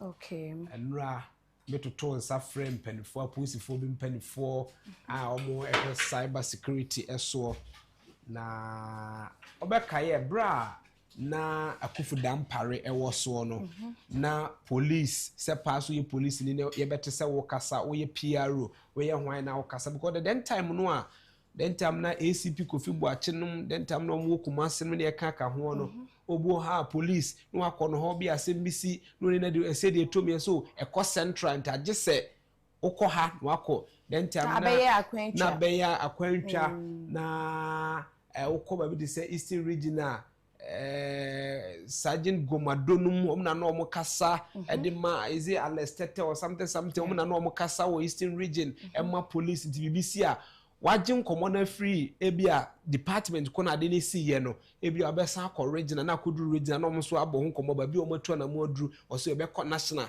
sa akufo-addo pare ba na ni nyina ECZ yenti na akoye se aye one communication from ebia national. Oh, okay. Tete yohonu ba no abeye se sa de ne yensan fa dada no mra back se asem si ewe bia Madina enye regional police PRO no ho because Madina commander wo ho it is a commander no ye dey e ka de ohun ya na ne se drofo di hu nkomo na fe de akodu sesem se sa nra ye fresh cyber security o se emfa ka mra o ho na yenkohia pani ni se na ye di nkomo afade no ho na aboa na yetimi atutu ana ho na mo no just ye fa ka ba sensisi no bi say de papa ne ka ye enye paper so na wo but enye practical say yensan ko back to to say bibi hia wo e wo policy adwuma mu na nipa na o ye expect no ho a ye ne ni hu nkomo na emo aye glaucoma foi ye we say ye the doctor we number mama na wodi nkomo awie kama no wa ma obi ehunu de e koso e wo but all the same and then so ye a World Day of you school ye no anuane de ama international school meals uko school anuane be pa na ope bra na ye feed mo no okay aduane amepe ye rice and stew. Okay, I no pen na uko school na you do so na uko red garini beans no bo ande on nkonya kra say sabate ma che boko de ye nia nyame adom boko na so yesu adom dem ye hwe wa uko school na ye kenkele ankatenkwan no me de ko be okay red no na feel say red so kwa woju beans na I say ode ina ka ho be sabate ope go be pan o okay me say ba kwa na no so mani je ho pa na ye kenkele nkatenkwan no say e bo school ni say ni e castle lunch edra I say ko na ye kenkele nkatenkwan am say normal pa na chese be atimi akoso so these are days ye di e wo mam na dia kaka ye mfa ye na obokrata no nwuram tetete na fe ye nkonkoma ahodo nso eto aso Mamefa Daily Guide and Shase with the Bokrata Nimu Anopei. Minority quizzes government over US airstrikes from Ghana. 2 Ghanaians injured in Dubai drone attack. Mahama pushes for visa waiver with South Korea. Over 500,000 youths applied for security jobs. Where your Daily Guide? Ebusa ya sha sa no pay di enkratsa hodo ya saka ama ya hwefo ene etiefo me hyase e di daily guide ahyase katafam etoso ensia na Ghana fo nipa mienu ho akoka nsem e wo Dubai na we no e yedro ho nsem bi e na wo mo ho akoka adwamu a anope kata yi edi mu nsem abase wo mo epra enti e ho nsem katafam etoso ensia so afa wo hwe efisem so katafa etoso ya ebo Ghana for amane se wo mo bi o mo portal editor ho se wo mo pe se wo mo ye security adwuma no na enipa dodo a wo mo timi ko apply no anope ho sem no ewo enim ha sei eno chi Ghana man pani ye wa John Dramani Mahama wakakopie mu ewo Korea na ne nyina no eye oman konko Ghana yoyo ho na mutuo ena man pani etuye. Okay, Mame Father Chronicle and Tuaso. Paramount Chief probes land gas activities in the Adan traditional area. Osahin, no money for farmers, yet money for jets. Government unveils watertight land reforms to boost revenue. U.S. strikes Nigeria from Ghana. Minority demands answers. Into the Chronicle. The Chronicle na mede etwaso katafa etoso mienu ede kope miensa na areho sema yekoso ewo Ghana ha ene se waboabo usika kakra wo wano na wode akwakoto asase ebia wo hwe ni mu hwe kakra wo wani mu no obetimi abo wasese kakra wo so na obeto asase ni bewie ne yesi bibi di langas no makoja asase ne abo so na we efi oda ada hene na wodi nsemi aba monte so no si da bi langas na do so Ghana ha se na da mantem ho de wo mo makwa masasu ne ban no enkoso enunti wo mo at platform a aposifo ne asafo nyina wo so bie se koba se woto asase na langas fo bi beji asase ne boso mo be nipa bone fo sem wo so ebi kwesi dan mo mu jirigu enti ada hen se omo de wo mo so sa ne manu so enti sisi ade wo mo ewo platform a bibisa ekoso a wo betimi ede ho sem akwakoto so no wagina so atufo semo amo de mo se mo nya adwuma bia na mo de mabeti ebe langas adwuma no munyina ye esanse sisi aposifo aba be ka omo ho e na se adwuma ko no aba be ka omo ho obi bia beto asase ba ko wiesa no obetimi aba be yi omo asotire eno wa chikata fight so ensia e wa ase ye dom kuma mra hye wasahe Alexander Fenyo Kwame na marking na edin semi aba montes no se hwe wo man we mu yetimu sembi wo ha ha papa esembi wo ha na wankasa wuti ho ye se yibone eni yiwo ene se Ghana ha ekuafo wo ha esu etempenten kwa wo musika won sem Ghana man pani wati su se hwi eno achi krampo ni sika ne bi ni wa wodi tu ekuafo ne ka ekuafo yi wo bo ka won sem man pani wo ma montes so be ka sem foforo bi anche wo mo ene de ete ya wo so kwa akoto private jet na no adensi ya wo manfo ndidi ya wo koto elu prayer na mu wiem ya eno ye mampani wo kwa wo de a wo kwa use owura afenyo market se emfaso bia ni anamotu a Ghana mampani Rajon Dramani Mahama wo pese wotu no ho anope the Chronicle and I want to so Daily Graphic. Government revises public land sales structure. Gamanche others meet King Charles at Commonwealth Day in London. Oil price spikes from Iran conflict. Remove taxes on fuel to cushion consumers. Analyst. Daily Graphic. Ebisana twaso the Daily Graphic atwaso edi amakata fa etoso miensa na kwa mesengofo intukoye wo mu kwe Ghana da che benya so mfaso emfaso benya ne se oyo ho nsem no ebeto ape na no pay abankata yi mu wo mo moton oyo wo Ghana ha sei e no mo de mo sem aba monte so kache Ghana man pedura John Dramani Mahama se sisi yi antokwa ho nsem asore e wo nkofo manso a da chi bi sentokwa na atoa so a ye ho bekire ye no esese mampani ehwe na eto ahodo a eda oil so no oyi edi so nkomo we bi na na ye hwese benya Paul Eric Ofori Kopek na afen so no sems for na ye no madi hu nkomo ahwese this nsem na urban what must be done as a buy se koba ne se fa won bo no ekosro a ede na o se ye mamu ye na oman ho ekusin no na yetimi edi sa enkomo no na ya ginchimu kakra nso free omu bi eho yenko yenim enti kwame de na wo kenya mede kakra eto aso yi wo mo moto oils no na omo de nsemi aba monti so se mampeni hwe na sisi yi a entokwa ho nsemi ekoso no to na da fango so mampeni nyi fi ho se ne be omo betimi agina fango dodo na omo chemu se sisi aka be se 5 weeks na ye fango dodo e wo man ni mu nyina no asa 5 weeks ni kwa mo de ba ye no emi se 1 week afiri mi ten aka be se 1 month and sa enti se ntokwa ne to aso a ebe kakra no fango ye nya bi e wo Ghana ha se eno so basa na ahyentuade e san ba bekoso enti we eye anopai daily graphic nsema wode abakatafa etoso miensa eno achi gamanchen so akakopie mu e wo London na womo wakakohia Kinshasa womo edi nkomo ho sem ni bien so abakatse Mame for the Ghanaian Times in chat to the Bokrata Nimu. 1,000 women died during childbirth last year. Ghana Health Service. Ghana Korea signed 3 pacts. Lands Ministry begins national digitalization of public lands, set to publish names of beneficiaries. Wager irrigation projects under siege as estate developers encroach farmlands. I was a made the Ghanaian Times and a area at the Amakata Fetos Dumienu and I'm in Common Mesha see.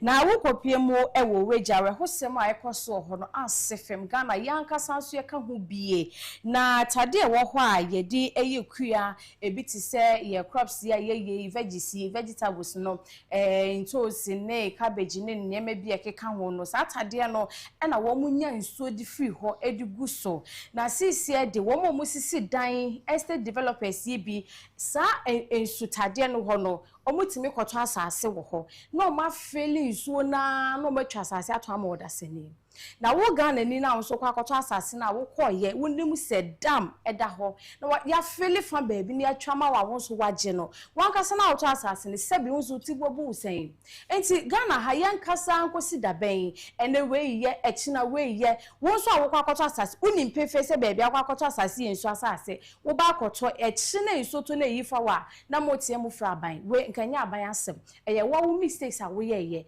na akwa wie usa enti we ekoso weja na azotire wo mu ene se ekokobon so no mode aba mo ka che Ghana for mo amoto sansase no munya sasu ene ban no ne so yifa wa emefe nadmufo emefe Ghana mampani bia se wo momra wo nsra ban mu ehon semu e wakatafa etoso dumienu eno achi katafa etoso dumiensan so eye Ghana ye ni Korea ye mampani wo ho na nkomodie na ba beto dwa se wo mo at konti asiapom biase a enkrata yi eboyemu amane katafeto so du ba kon so eboy amane se afia etwemu last year emadudu omoko awoso a wo mo to nananom siedo wo mo ebro 1000 and pay krata yi di musem ababeto dwa na chese asefem aweho se wo ko awoso akofa nipa be fie na wo ene wo ba ni nyina no wo betwa nanano mo siedo anopai e wo de Ghanaian Times nima edi mo nsem no asomo abisia yeda wase se mode na obokrata no so bre wo dwumadi eso yeda ne ho aba ye ba intellectual discussion e to aso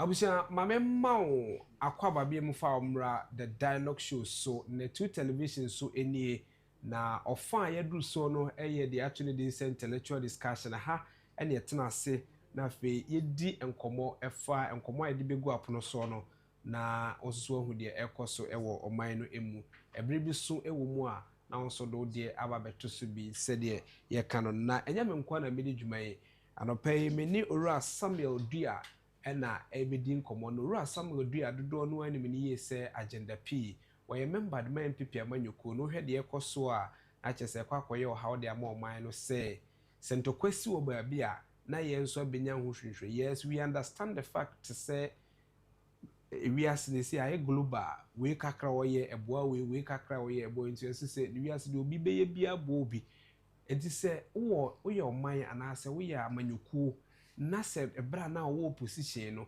BBC ye me abi affect ye na nipa na one no ni amanyoko ba kom ne bo amane se ade se na akwatia ye ya amane ma be se na se wo de onyintuma wo de wo ba ya ebi esi a wo se ye nyintuma ne fa ngo bo na akosoro a later no enenam 15 to 17 cities a ekone no be bisa se ba ne se de na wo se ye we ni nkomo a ye di ede amawo ene anope e wodwumadi eso o kai se anope mi di nkomo no na mene nana asiama pepra wodi kan di nkomo se Ghana Institute of Freight Forwarders for and Ghana Port and Harbours Authority for airborne mamane so bu mia omo ho ebra mene di nkomo no tinse bia no kase se koba ne se omo so ne ma omo kraba no ene ma no bo akoye de e wo ho ye free ye de ne me free oba be ono so ba onye for the Christmas and the cake a ono so discover beto so eno so beboa ena me no ka say South Korea for ne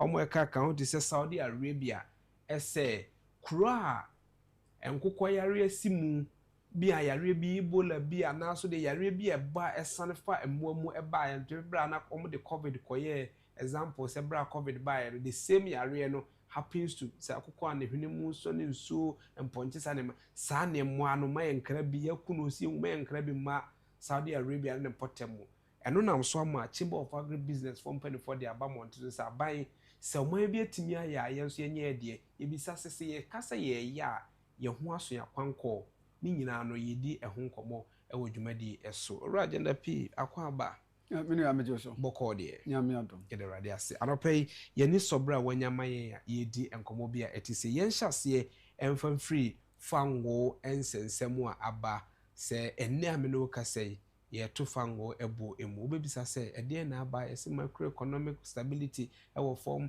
inflation of form we wo form Africa de binum se ebe ya tax defu so ne yenyina ye ho enhaaye say na mo MPP form so nkomo etise mu fa yo menu me da wase na machia na tu ahwefo nyina ene wo mo so mo hwe wo Facebook ni de keka ho right empanifo se sanka obofo enim so obawi adu atira anka wohuhu ye okay ebra na NPP ewo aban mu na yade ekodi ewu ebaaye friends COVID-19 any awudi ebedi wiase nyina ma ebi kan Ghana that's enura was that ben na ye hye ho fa that is a world day of COVID-19 okay. Right okay na de ahochechechreche ebeto oman Ghana so ye nuan man DC for ka kire say COVID no China kra free ho ba ekra no omo economy no kra agina yi na enye ya kakra be fa ye ho okay eno ekoda anchan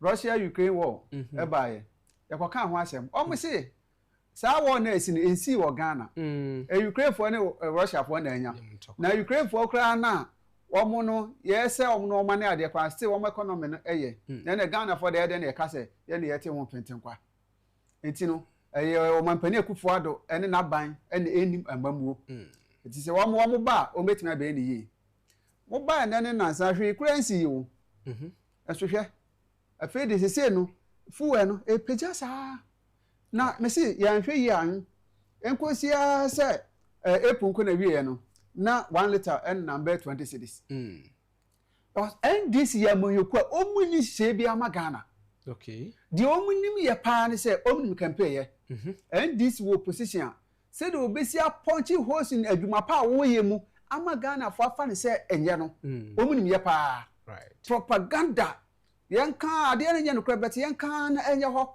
na ntonkrofo adwene mu na Ghana fo onyi ni se aban na wo so no ommo no homoden se na ebe ya yebetim de yaba omu ye bi 2008 esemu afifi kote no sa be na communication director and officer no no mo friend sa omo friend propaganda secretary. That's right. Na afifi kote na propaganda secretary wotimi ka se machine se yewura kofo kra ko se abegu ni dem de nya de ketwa esu no mu hu hwe etwa tro sa ma Ghana fo gidie.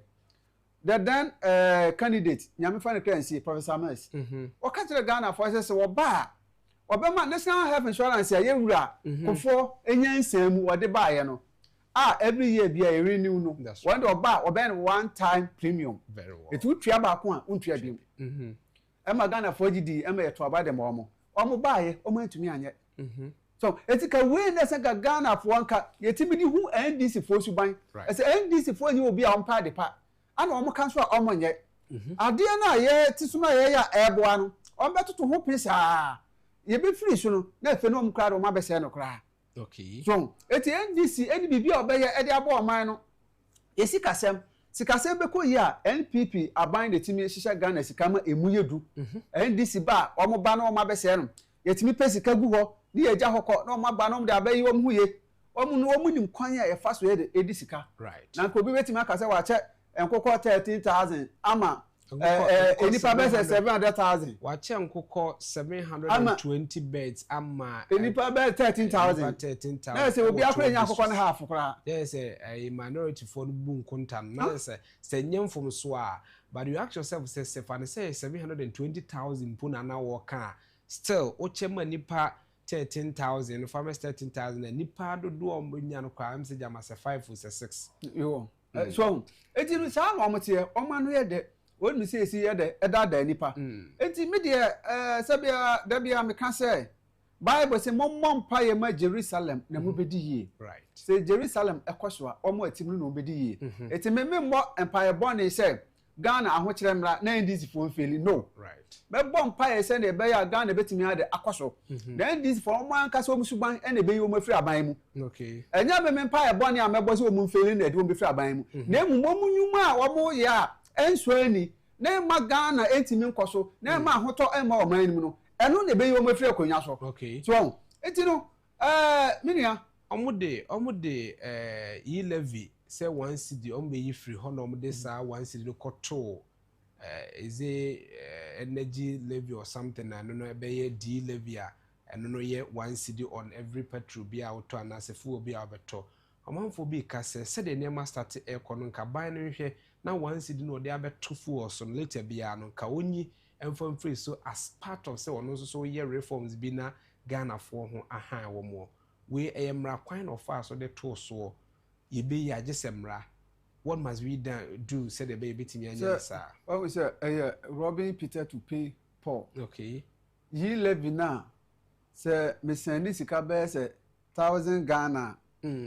just 10 cedis ni yetemi we say and we ye free ho we the one cedi atop for so me top for 1,000 Ghana dia wo betimi no ebru even 30 Ghana okay it na say ye kwaya na say buy yes ye me ye tax net ensusumu so from empenophobia no mo ewa banda dam MPP no mchese alise nya hwe kra no Ghana ni bia betimi etua yi levy ni bi ba nefuo memenya driver ni a meda akotofuo no matua saa taxi ebi wen mi nyina no ye dia abekodi atia oman no ne papa mu ana ne bone mu a say what say NDC for say make an omye creative okay omo ntimi ntena na omo nkasa for madwin creative bi a ebetimi abo oman no etu dia wo beye no na oma rubbish na oma fa kwan bi so asa be fa the same idea na wo de ye no na oma ye omo ye nso omutimi enye ne ye afa be wi ase na emfa so asan ke ba so ema oman no na amaso na kodi obi botom okay so ati ase eti se wo se wide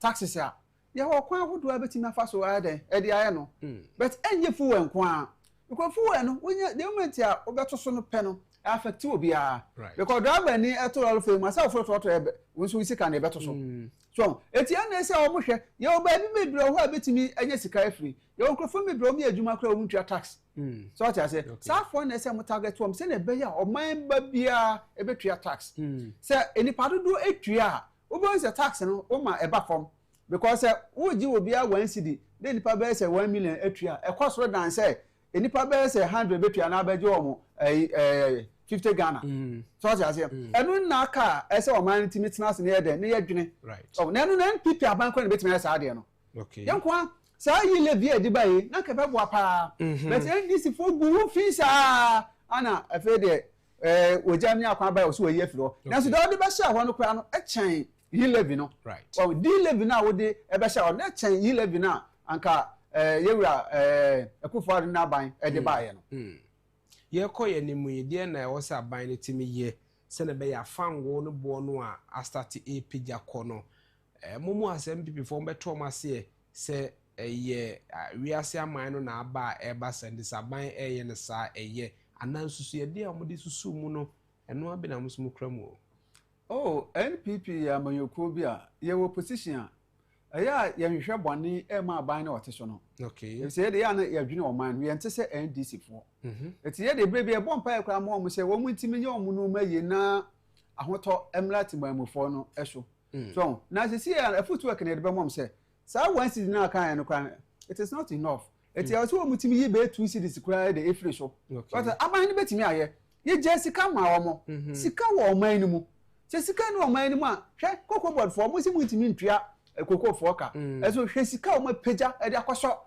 ifo asene blaster for asene Ghana for kwa ni country ye ko wake up a sika e de kono e chen de kwa e benya fi ode aba ze kokko board for so mu nkoso bibia te sa asene sa kokko board for so wo mu so blaster for asene e te him for ne so o masene okay no wa wo ka so no a onye sika no e de ka se o sponsor Black Star sa e ko du ho a ye pusi wo mu se nkofo mu ya mistake because koko ni no kura ni na onu do no koko no kura no wusi woni sika di tua ne ka that's right but edru agrokansie na ofi say ubenya adodode oho ne de wo de kwase na be ya ubenya o back door 10% na what media enjoy anopai na nebokata no ba ko ka se Alexander Fenyomak osahene ka se yesi eni sika de betua koko kura ni so yakare sika kofa plane ene bus de aba omaemu se sika ni nyawe eno na se ebuso no be ya no se na me ka cho se Ghana wiska one kwan a omofa so eyusu no mismanagement na ma oman Ghana enko nanim no okay anka Ghana for be bold na ko ma NPP amoyoko straight 16 years ya anka Ghana be dane okay because ebi a ye ba ye beto mess o ma se no ma no eti ye be hye ade na aduru ba bi a e wo se ade ntimi gina yie na ka ye kama no bo no mo de atoro no mo de abeje fi ye okay since so ma hye mra se 4 years na I think so mo mpani dada akufo kan bi se 4 years ni nye enough mfamma enso mo mpani so be ye ni nyuma enti se enko 5 years I think say o ma je san hye na tum ti the next government bi me be ko no e be ko 5 years and utie ya be ko 10 years enye enough mfamma manyoku bi ene aban bi yeah eno de be kakra okay because me ka say 28 ebra 2009 at 6 January ade be chiama yewi akofo afri aban mu an loka sa asem no esen ke be ya kan fan ko 5 years na e adwene pa e be boa because ya na 4 years in issue when say 4 years in the first year no what is share wa ban no do how many years in year o mampani dada akofo kan sa asem no o say about 18 years ana say so o mampani bi atwam ko na o kan asem almost 18 years ni afa ni ade asem na ye adwuma what do you ask yourself say o man be na ewu mu oh we say Ghana for ankasa na ye ya ade a ye hwe na de ye hwe wachina de okay wo hwe o mampani kofo papa no wo hu ni besi wachina na ni ko akiri ne sem a waka bia bam okay and sem bi o kan 2007 and abam but san sem men kan o ha abam me kan yem se wadna ko 2007 na papa kan ye san no mani ina ne abam so eti ya ne bebe wo hia leader or vision I wo hu de besi wachina wo tu hu anamon so but ya na akwansidie wo mu ni se wo tire ye na aban ni free wo sa na de obeba no na wo vision ni na collapse right afi na de nka wo susu senke betimi aya ma man no so adan no kwanta e de ade foforo so ana ye tiri so ye Ghana for tiri ye to extend say NPP free aban mu a eyi obi an beba say NDC so eye na ke wa moyokuo bi a se bo mu so gira om na so kama ene ke NPP free aban na sa moyokuo no ba ka be better than NDC because NDC for ni bi papa bi ade ma man Ghana So I didn't know o call for say Bianca nye MPP abeye NDC a aden na mo o kasen kagana for mamo straight bia 16 years 20 years no propagate no more than so be hwehwe Samuel Nyukufu fro bia enko no so ho beba. Why do you think say eno no nye sa na nka wa MPP no continue nye more? Esa sa na meka no esa nka ye 16 years anka ye. Right. But enam say I say abeye Ghana for bi so adwene say we twa 8 years in there say epia we sin chen. I say dodo na sa na ya o madwene hwe. Okay.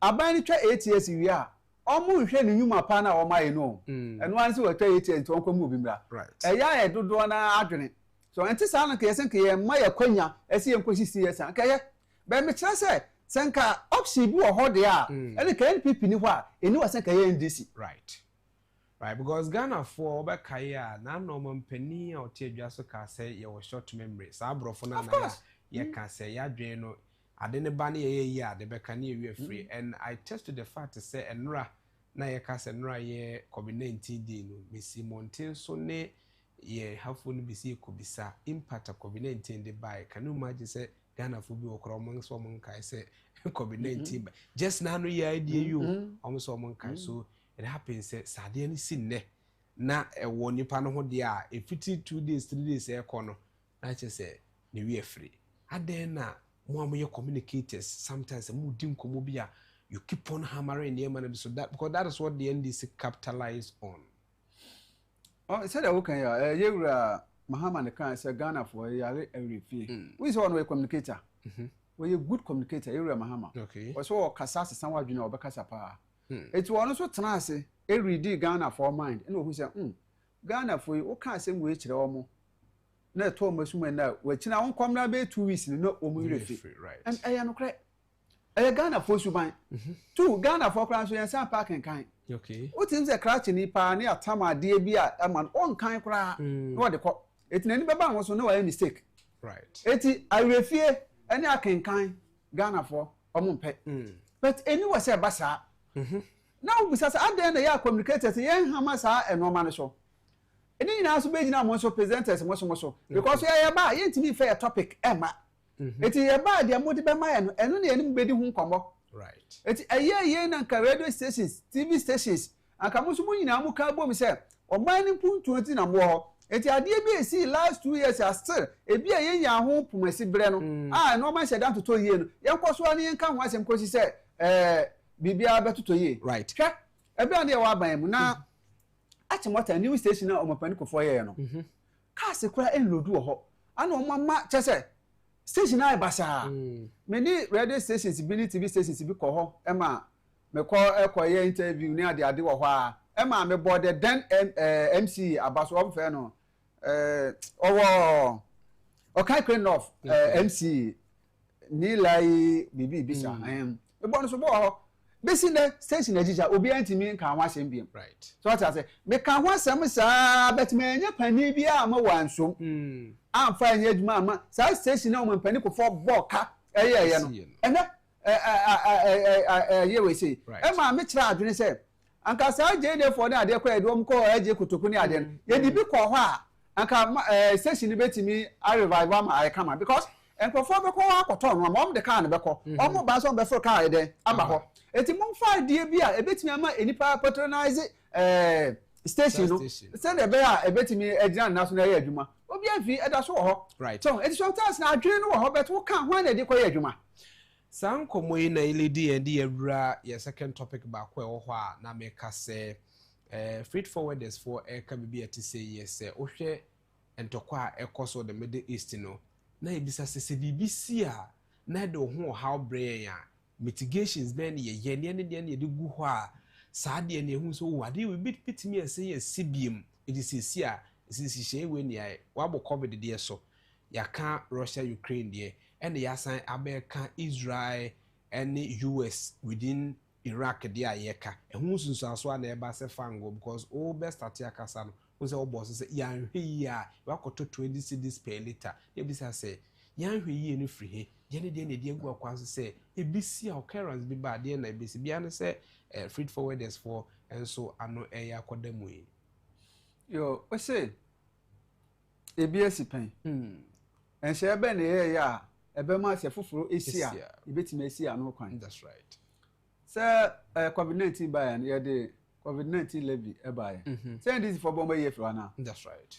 It is levy na de be share officer da so ho anka wachina ahochire bi ba yetimi fa sa sika no enko so ade na sene. Okay. To be bisa kra say ebra ban de sa COVID-19 levy ne bae no.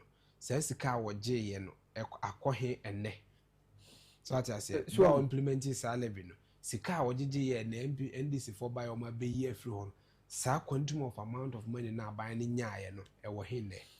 Oh, it takes sabi obi anadwiri mu do aban anadwiri mu do ansa na watimi aye ade ayewura akufo-addo ne na ban ye no waso omo ye ade no ende na omo de asi wachina de ho ekwan se na be ye wachina bibi ba obenya bia de akoso ade na sene. Okay. But NDC for prom kro no abonti na omo yi firi o se wo busa se scan afahefa. Okay. Oba what is omo abu ho akonta omo mu ho akonta omo ba se no ba no mu yi firi ho omo ba omo jije kakra ansa na omo be yi firi ho etie no ede na omo de ye se ko omo ma ne wo ho a anka ne ye tete se ebi a ebebai se nyame amfa kwa ma ebi ebebai ka betimi de sa de na de akosi ano kwan eti se bibi sa akosi a ekwan ba so na benya sika obetimi de asolve sa problem no. All right. So eti wo hia obi a odwini ekwa akire a ohu wachina de wo tu ho anamo ene me se ade ananado ne na ban eye ma o man Ghana me ni se aban bi beba obetimi aye sa. Okay. A chen de ewe akufo-addo ye na emre ne wo anya because na ontimi ko beyond 8 years no na kananado ewe akwanya se otimi tena akwanya so for just 12 years kra ka Ghana sesae. Right. So but tena ase ne emen this for the nada ana omo de beji akwanya no kwa na ene yeso omo twe fa omo bo ya de ni yenu ha kra na omo bre o ya de e ma e kwa omo bre asemu yansi ye kwa omo bre. Okay. So ese Iran for ni US for to kwa ya ensi ye kwa nya Ghana ha kra no ese omo tie ho penti kwa omo bre o ho. So etu omo de hwe de mo ma Ghana eti ye mo mpa ni enu mi so atwa ope na 2028 ewurade entonsu pa bi egu NPP amanyekuo so ne nsa meji ade ni siesie no enti sa NDC for be se o man no impact ben ne create se otimamufo okra ne ma free abrochire eba o man na omo kitom sika no ekokra yese ne ma ne boy identity ho a otimi fa container be 4 5 asa container bibi e wo mu no so ye de eboa o man no ene wo kwa either so be for 2 3 de ni die so a ofa 1 and ofa 2 no be na adwe se o jai ne ma na fa because se ne ma bo akoye de okra ne ma na eye de a impact be ni be create amaye asoma say be hard because when him say say me ko fa de no e be $2 na me de ba don't expect me say me be to ama $2 na me de be to so. Okay. So until the say abandon and say import duties no and so man de e ba form. All right. Na Togo you say obi no ma fa free ade ne ye de se ye mfa ye ni free kra na ye nte so ma ne mla form ana ade esi ehu ni se wutimi kra de no dodo na ba ene na o man ni nya so mfa so na mu wo yire mu ye na boden that's what mutimi kra ma kakra na mu de ba no so ne bo be den. All right. Totally because demand is very high. Oh, then so mutimi fa ma eti se book we ne ka say be 100 cedis ya I feel be you over 150 Ghana cedis. All right. So because they wodwa so no eno so and nkrofo so demand a omo epe. So eti I was say import duties na yentete so e man nkrofo ntimi nkra na omamra.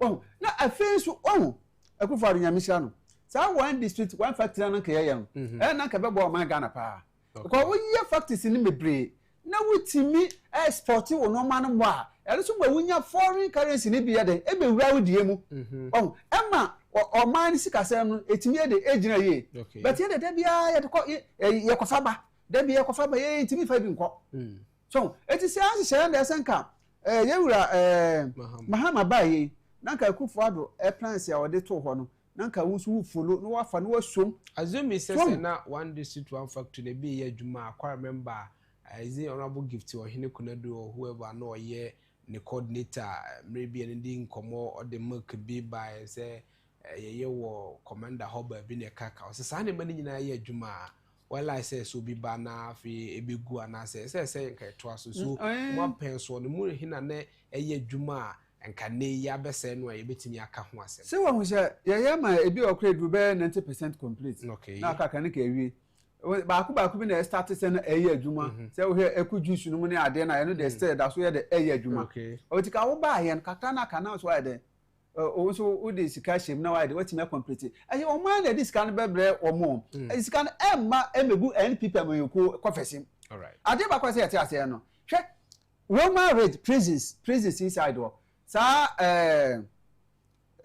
hospitals here no say on first 11 hot agenda 111 that's right. Yes na omo ye bi wo ho ndc baye omo abandon project no ama ene normal okra na enade na ade okra na say aspas from ko mu wiewia so aden ayo omo sika na ede ye to aso na complete na timamufo no omo ntimi enjoy facility no okay so but also fi say bi apesa wo ya wo de ni nyina so oman Ghana no esika na de na akoda na menwofo esu no omo ban because MPP e wo so ya na say ndc wo so yi na MPP she bibia ase also adekwa wa sha ase aduru bi a 40% complete zika wo hu ye di ni nyina amanasa we so ba ne sem aden na akoba ne sem na modi sa adwuma no awase etiminya omampani a obeba seninu akra no ne maame no papa no na wudi sika obedeleweti o ma ban ni fitu ansa na ban foforo ni wa ba bedi okay ti anya ne saade a ebeden because I say amambo aye namfosem ene abusuasem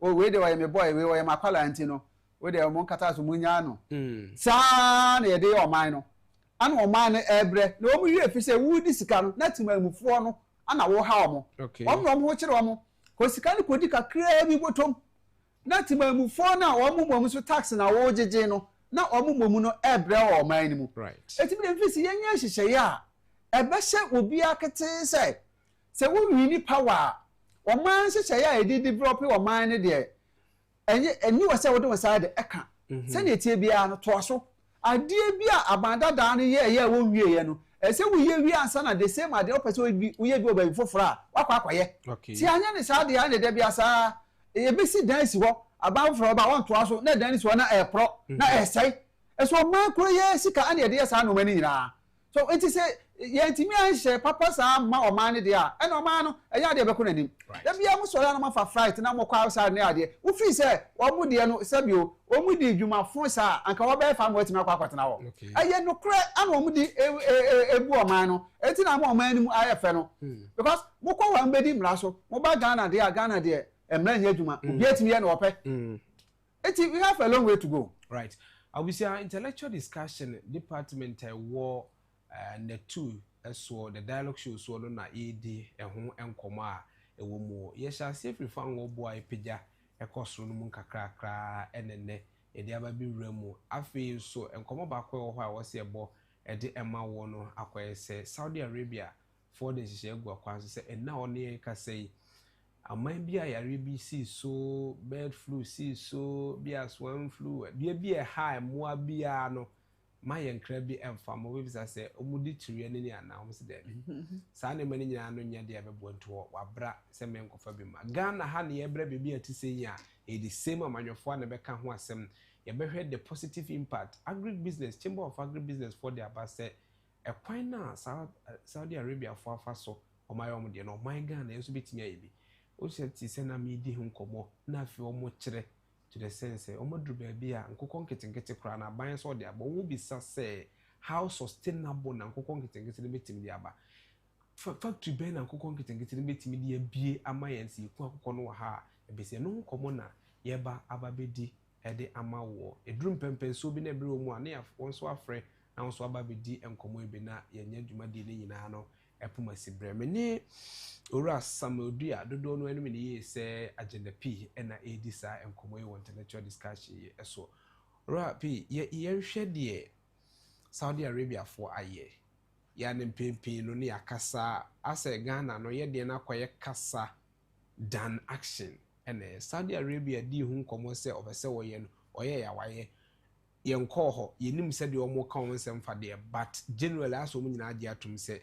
omuntu sana mo ade na Ghana heba ne saa we beka yegu amanfo nyuma ene we yi se na manyosem agina mu a se yi sa anye yi na de agutire sam ya de tiane se abrofo no mu di no krema omoman okay de emwa oman no omu nyina ya no kro no ma delegate but wo ba abibiman mu a ase abaya manyoko no edie because me wa manyoko A and we will be intino say any ye na ye kra na me support it when the Ghana ha na ye bra we force ese sa base ya no me ade no say ye de eba Ghana but ene kodwa so ko say egu ho okay ade e bebra say me mfa ba no obi de be fra no ma de aba ye on crofon so custom officers na ade report still obi be je ne kakrawa no am ye de fa me de aba but broni won twema wo sha so eti abrofo ye nkrofo bi a omo no omo gi hihye edi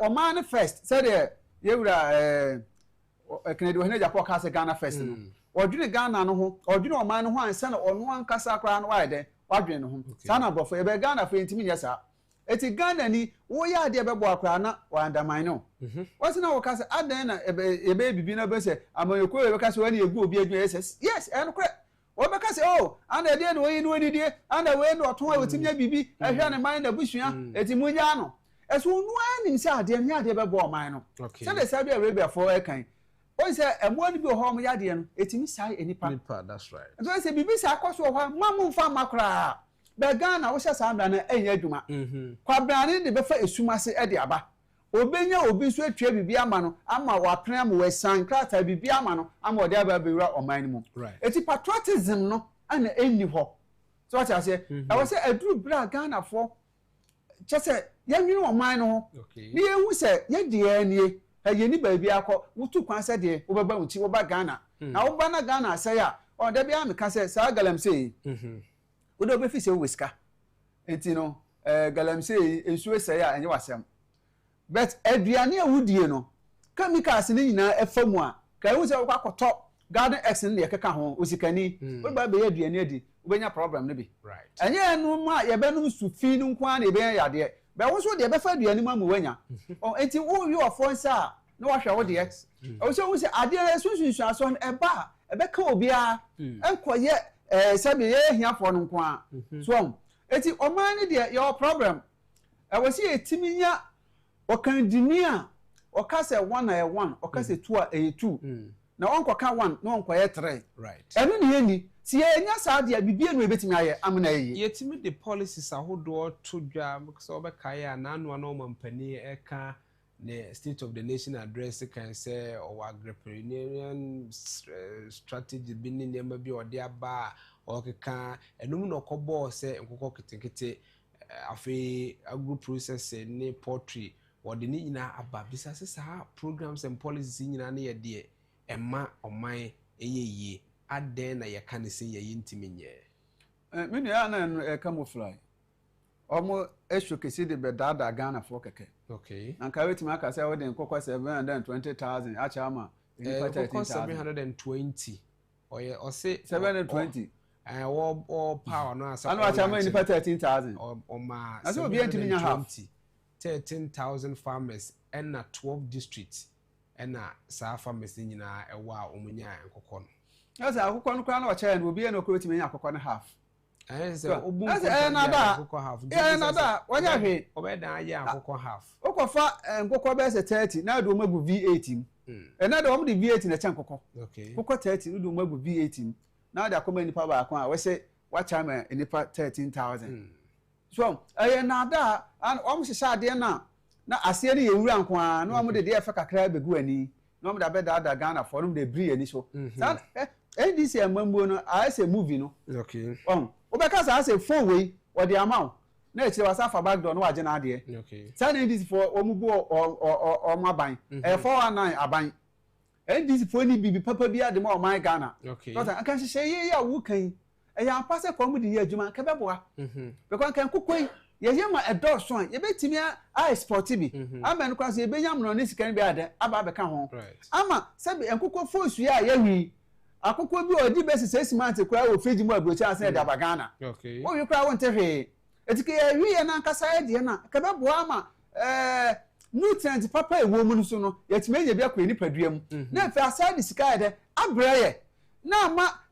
ne tono so asa ayefo ama ye timamufo no anka yetime ye bi aremo but here is the case here the all can nya de obetime aye na da because what is the manifesto mutinu ene mo onye bibi na Ghana fo hu se asem na okan ye no eno na oye no ese na je sa no ete na your policies and programs no any detailed equase because per the okay say be afancy ayen kokko ketekete because we categorizing the best miensa the later part no wom na yen kokko ketekete because o che say kokko ketekete krom bedu say be wie na yen kokko be 3 million e wo man mu almost farmers om ye big scale mako 50 e de wo home so se dem 4 million and other mede one so say 3 million ti ye ka bo mo bedu sin ko be wie 4 years no with 4 million, with 3 million, with 3 million. Come on, just say, I say 10,000, I say 10 million, or my mo.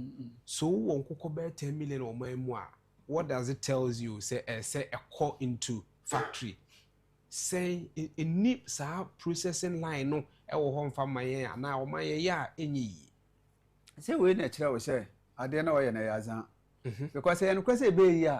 Ko be start bibi se kwan be fa so be process wo mo ama edin fa so ade abre o man no na edin fa so asa bre akuafo no be nam se ade na o kan wonye na eye people work kakenti no wonye ahu hihye bia se be ni se because ade nya ade obetime du sa target no enya ade obeye kwan wo koduru ho ona ka wo be ya anka sa processing ni na so obeye kwan be fa so be process sa nkoko ni ade nyina ama edin fa so aba no ko be ya ko de be ka ho but wo ye so anfa nka ho one fan can be because when him so to me yet it will ye bibi e dey akere Ghana for say oh ampa Abraham Mahama promises or ba enkoko ne ade and dey bebu so because obebo akuafo na mo matimi ayen dodo na ayefo ama Ghana ni bi anya bi ato awe ya so nam so ntimi nye nti no na say o say oye bibi keke na odi be bibi ye ni so enti no me feel say Ghana betimi akonani pa agrike no and betimi abo o man Ghana it is enya o man pania nani ebe kun